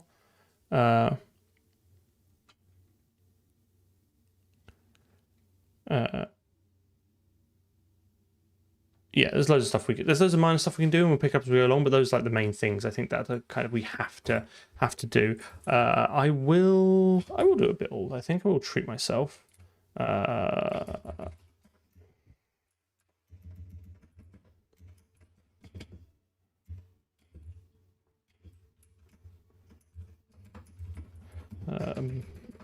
Bump the version. Let's do 4. I can't remember what stream was. Stream 80. Look at that. Stream 80. Push. Q, Control Z. Don't release. Let's get that going. Maybe, I don't know. I haven't decided yet. I think we'll do SSAO because I've done it before and it's not totally new to me, and I think it'd be fun to do anyway. And I'm hoping that'll just give a little bit of depth, just a little bit of depth to the scene, enough that we don't maybe have to worry too much about anything else for now. I try and do a build after every stream if I think there's something new and fresh to do. So the version gets bumped basically every stream, unless we've left the stream in some sort of miserable position where something doesn't work. So ideally twice a week. Okay, what's this button do? Okay. Someone did raid me, so I feel it's only fair to return the favor if someone's doing CPPs. Game dev.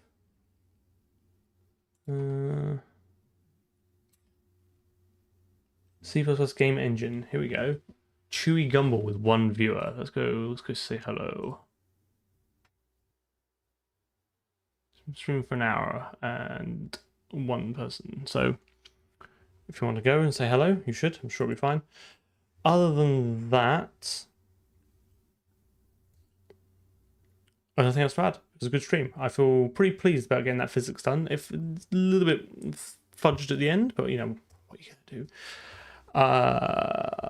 Wednesday, we will fix that bug. We'll fix that crash. I'll have a think about it. I suspect I just need to add an escape hatch to my abstraction to allow us to not try and reclaim it at the end.